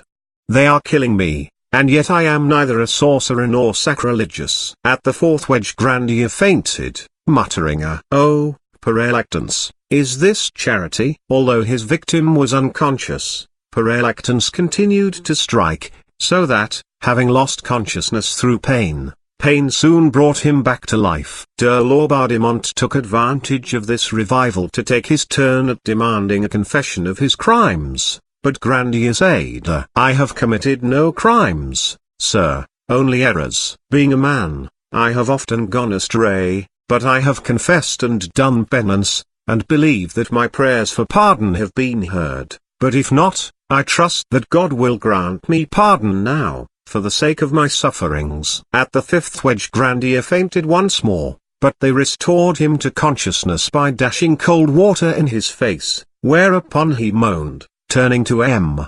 de Laubardemont in pity, "Sir, put me to death at once. I am only a man, and I cannot answer for myself that if you continue to torture me so I shall not give way to despair." "Then sign this, and the torture shall cease," answered the Commission Royal, offering him a paper. "My father," said Urbain, turning towards the Franciscan, "can you assure me on your conscience that it is permissible for a man, in order to escape suffering, to confess a crime he has never committed?" "No," replied the monk, "for if he die with a lie on his lips he dies in mortal sin."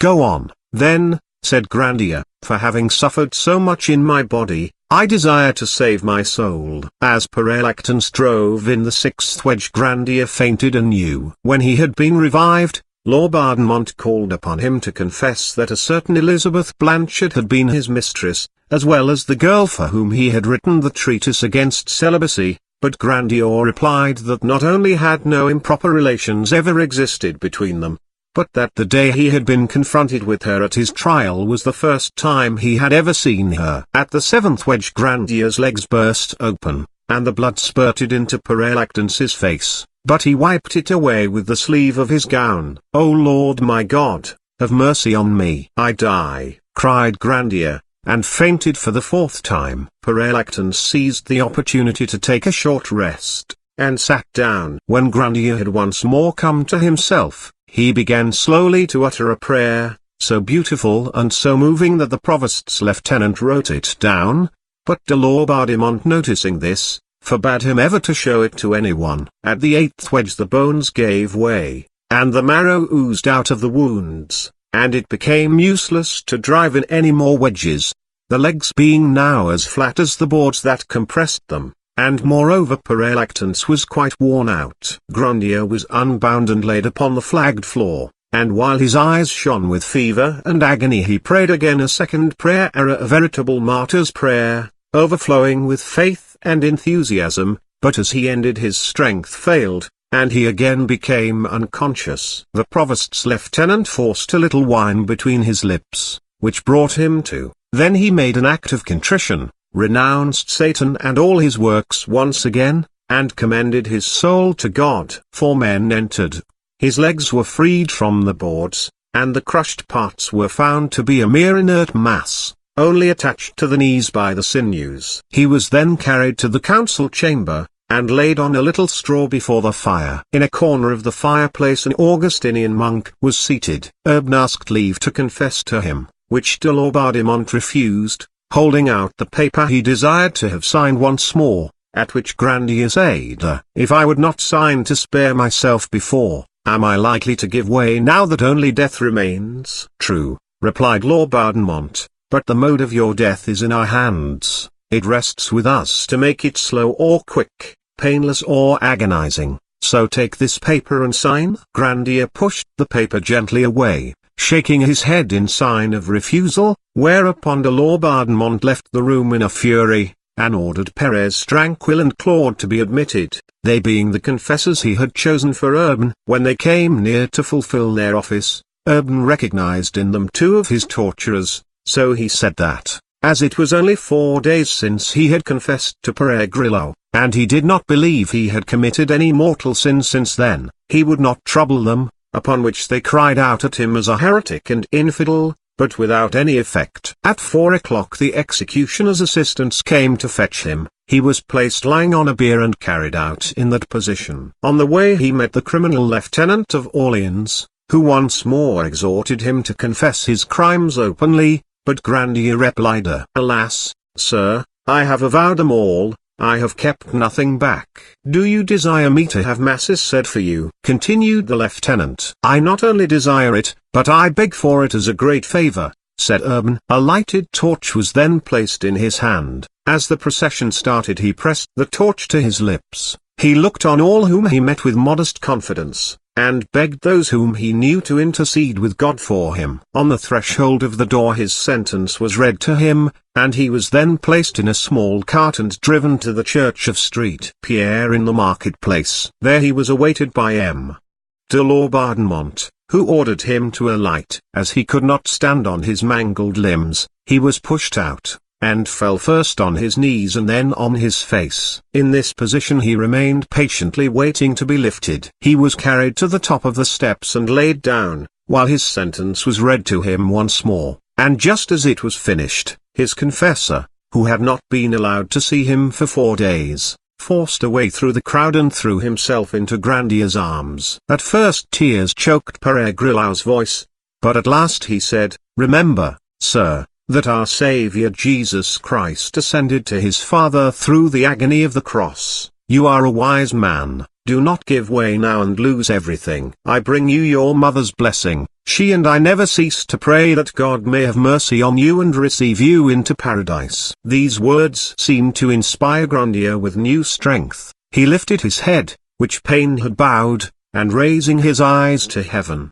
murmured a short prayer. Then turning towards the worthy friar, he said, "Be a son to my mother, pray to God for me constantly, ask all our good friars to pray for my soul. My one consolation is that I die innocent. I trust that God in his mercy may receive me into paradise." "Is there nothing else I can do for you?" asked Père Grillau. "Alas, my father," replied Grandier, "I am condemned to die a most cruel death. Ask the executioner if there is no way of shortening what I must undergo." "I go at once," said the friar, and giving him absolution in articulo mortis, he went down the steps, and while Grandier was making his confession aloud the good monk drew the executioner aside and asked if there were no possibility of alleviating the death agony by means of a shirt dipped in brimstone. The executioner answered that as the sentence expressly stated that Grandier was to be burnt alive, he could not employ an expedient so sure to be discovered as that, but that if the friar would give him 30 crowns he would undertake to strangle Grandier while he was kindling the pile. Père Grillau gave him the money,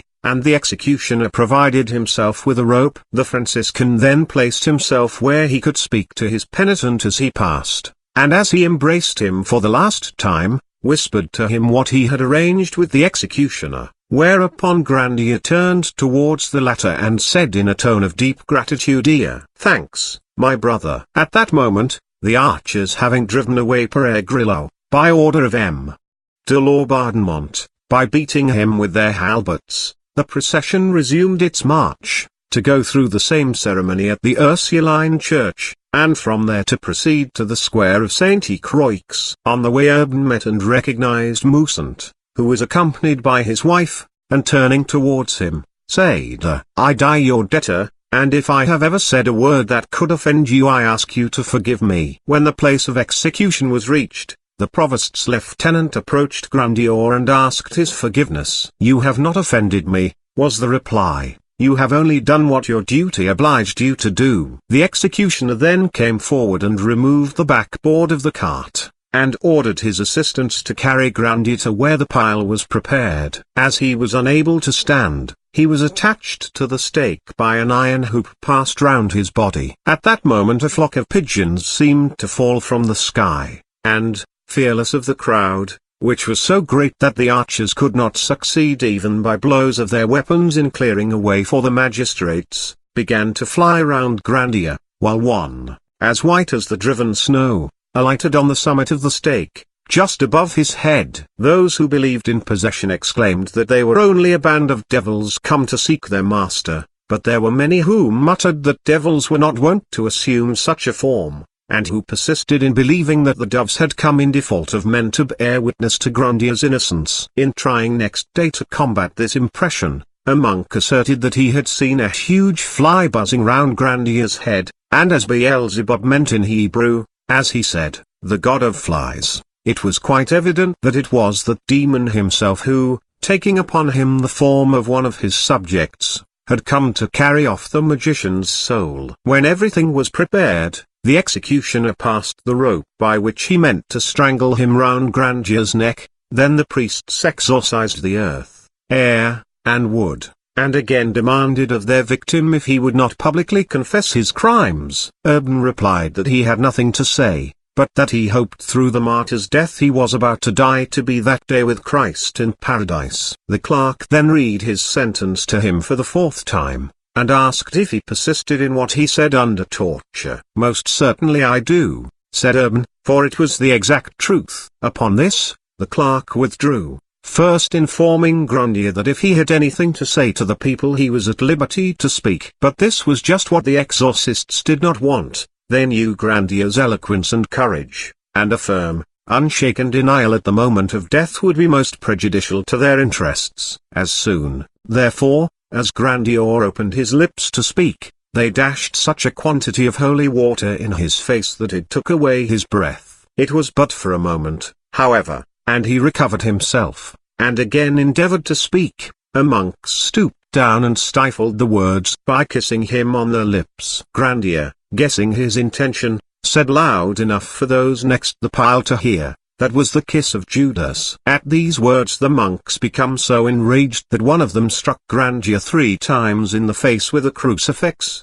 while he appeared to be giving it him to kiss. But by the blood that flowed from his nose and lips at the third blow those standing near perceived the truth. All Grandier could do was to call out that he asked for a Salve Regina and an Ave Maria, which many began at once to repeat, whilst he with clasped hands and eyes raised to heaven commended himself to God and the Virgin. The exorcists then made one more effort to get him to confess publicly, but he exclaimed, "My fathers, I have said all I had to say. I hope in God and in His mercy." At this refusal the anger of the exorcists surpassed all bounds, and Père Lactance, taking a twist of straw, dipped it in a bucket of pitch which was standing beside the pile, and lighting it at a torch, thrust it into his face, crying, "Miserable wretch! Will nothing force you to confess your crimes and renounce the devil?" "I do not belong to the devil," said Grandier, pushing away the straw with his hands. "I have renounced the devil, I now renounce him and all his works again, and I pray that God may have mercy on me." At this, without waiting for the signal from the provost's lieutenant, Père Lactance poured the bucket of pitch on one corner of the pile of wood and set fire to it, upon which Grandier called the executioner to his aid, who, hastening up, tried in vain to strangle him, while the flames spread apace. "Ah, my brother," said the sufferer, "is this the way you keep your promise?" "It's not my fault," answered the executioner. "The monks have knotted the cord, so that the noose cannot slip." "Oh, Father Lactance! Father Lactance!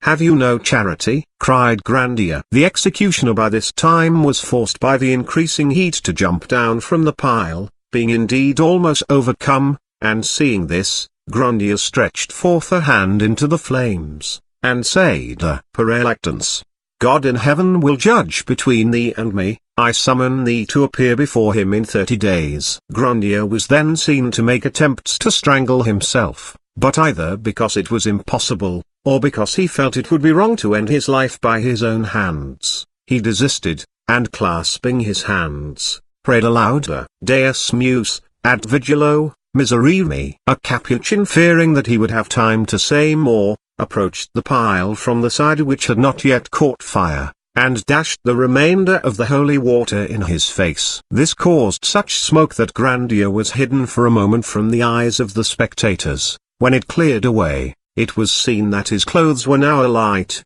His voice could still be heard from the midst of the flames raised in prayer. Then 3 times, each time in a weaker voice, he pronounced the name of Jesus, and giving one cry, his head fell forward on his breast. At that moment the pigeons, which had till then never ceased to circle round the stake, flew away, and were lost in the clouds. Urbain Grandier had given up the ghost. Chapter 12. This time it was not the man who was executed who was guilty, but the executioners. Consequently we feel sure that our readers will be anxious to learn something of their fate. Père Lactance died in the most terrible agony on September 18, 1634, exactly a month from the date of Grandier's death. His brother monks considered that this was due to the vengeance of Satan, but others were not wanting, who said, remembering the summons uttered by Grandier, that it was rather due to the justice of God. Several attendant circumstances seemed to favor the latter opinion. The author of the History of the Devils of Laudzin gives an account of one of these circumstances, for the authenticity of which he vouches,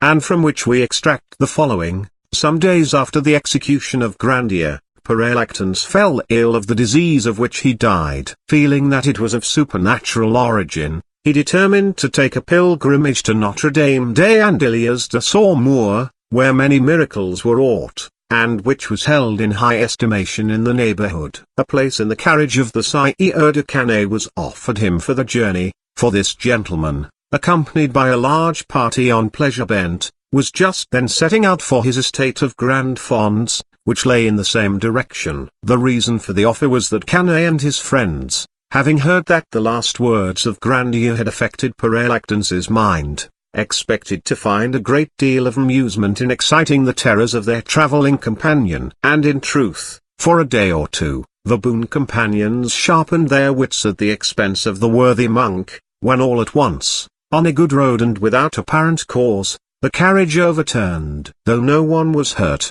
the accident appeared so strange to the pleasure-seekers that it put an end to the jokes of even the boldest among them. Père Lactance himself appeared melancholy and preoccupied, and that evening at supper refused to eat, repeating over and over again, "It was wrong of me to deny Grandier the confessor he asked for. God is punishing me. God is punishing me." On the following morning the journey was resumed, but the evident distress of mind under which Père Lactance laboured had so damped the spirits of the party that all their gaiety had disappeared. Suddenly, just outside Fenit, where the road was in excellent condition and no obstacle to their progress apparent, the carriage upset for the second time. Although again no one was hurt, the travellers felt that there was among them someone against whom God's anger was turned, and their suspicions pointing to Père Lactance, they went on their way, leaving him behind, and feeling very uncomfortable at the thought that they had spent 2 or 3 days in his society. Père Lactance at last reached Notre Dame des Andelys, but however numerous were the miracles that performed, the remission of the doom pronounced by the martyr on Père Lactance was not added to their number, and at 6:15 on September 18, exactly a month to the very minute after Grandier's death, Père Lactance expired in excruciating agony. Père Tranquille's turn came 4 years later. The malady which attacked him was so extraordinary that the physicians were quite at a loss, and forced to declare their ignorance of any remedy. His shrieks and blasphemies were so distinctly heard in the streets, that his brother Franciscans, fearing the effect they would have on his after reputation, especially in the minds of those who had seen Grandier die with words of prayer on his lips, spread abroad the report that the devils whom he had expelled from the bodies of the nuns had entered into the body of the exorcist. He died shrieking, "My God! How I suffer! Not all the devils and all the damned together endure what I endure." His panegyrist, in whose book we find all the horrible details of his death employed to much purpose to illustrate the advantages of belonging to the true faith, remarks, "A truly big generous heart must have been a hot hell for those fiends who entered his body to torment it." The following epitaph which was placed over his grave was interpreted, according to the prepossessions of those who read it, either as a testimony to his sanctity or as a proof of his punishment. Here lies Père Tranquille, of Saint-Remy, a humble Capuchin preacher. The demons no longer able to endure his fearlessly exercised power as an exorcist, and encouraged by sorcerers, tortured him to death, on May 31, 1638. But a death about which there could be no doubt as to the cause was that of the surgeon Mannery, the same who had, as the reader may recollect, been the first to torture Grandier. One evening about 10 o'clock he was returning from a visit to a patient who lived on the outskirts of the town, accompanied by a colleague and preceded by his surgery attendant carrying a lantern. When they reached the centre of the town in the Rue Grand Pave, which passes between the walls of the castle grounds and the gardens of the Franciscan monastery, Manneret suddenly stopped, and, staring fixedly at some object which was invisible to his companions, exclaimed with a starter, "Oh! There is Grandier!" "Where? Where?" cried the others. He pointed in the direction towards which his eyes were turned, and beginning to tremble violently, asked Edda, "What do you want with me, Grandier? What do you want?" A moment later he added, "Yes, yes, I am coming." Immediately it seemed as if the vision vanished from before his eyes, but the effect remained. His brother surgeon and the servant brought him home, but neither candles nor the light of day could allay his fears. His disordered brain showed him Grandier ever standing at the foot of his bed. A whole week he continued, as was known all over the town, in this condition of abject terror. Then the spectre seemed to move from its place and gradually to draw nearer, for he kept on repeating, "He is coming. He is coming." And at length, towards evening, at about the same hour at which Grandier expired, Surgeon Manneret drew his last breath. We have still to tell of M. de Laubardemont. All we know is thus related in the letters of M. de Patin.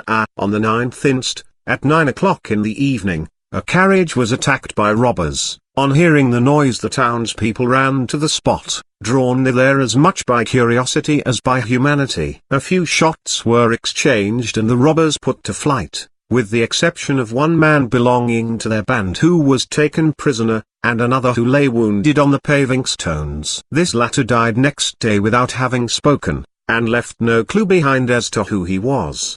His identity was, however, at length made clear. He was the son of a high dignitary named de Laubardemont, who in 1634, as royal commissioner, condemned Urbain Grandier, a poor priest of Loudun, to be burnt alive, under the pretence that he had caused several nuns of Loudun to be possessed by devils. These nuns he had so tutored as to their behavior that many people foolishly believed them to be demoniacs. May we not regard the fate of his son as a chastisement inflicted by heaven on this unjust judge, an expiation exacted for the pitilessly cruel death inflicted on his victim, whose blood still cries unto the Lord from the ground. Naturally the persecution of Urbain Grandier attracted the attention not only of journalists but of poets. Among the many poems which were inspired by it, the following is one of the best. Urbain speaks. From hell came the tidings that by horrible sanctions I had made a pact with the devil to have power over women, though not one could be found to accuse me. In the trial which delivered me to torture and the stake, the demon who accused me invented and suggested the crime, and his testimony was the only proof against me. The English in their rage burnt the maid alive. Like her, I too fell a victim to revenge. We were both accused falsely of the same crime. In Paris she is adored, in London abhorred. In Loudun some hold me guilty of witchcraft, some believe me innocent, some halt between two minds. Like Hercules, I loved passionately. Like him, I was consumed by fire, but he by death became a god.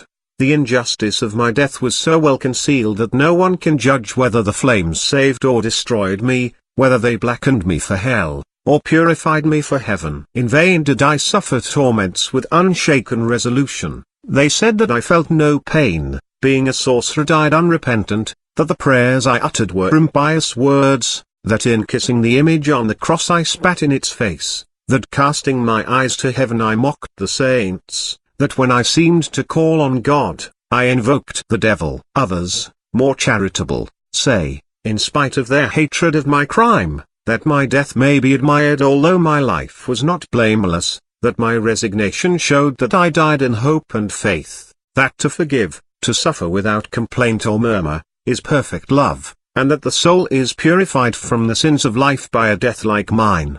The end. Thank you for listening Free Audiobooks channel. If you like the audiobook, please do not forget to click like and subscribe buttons.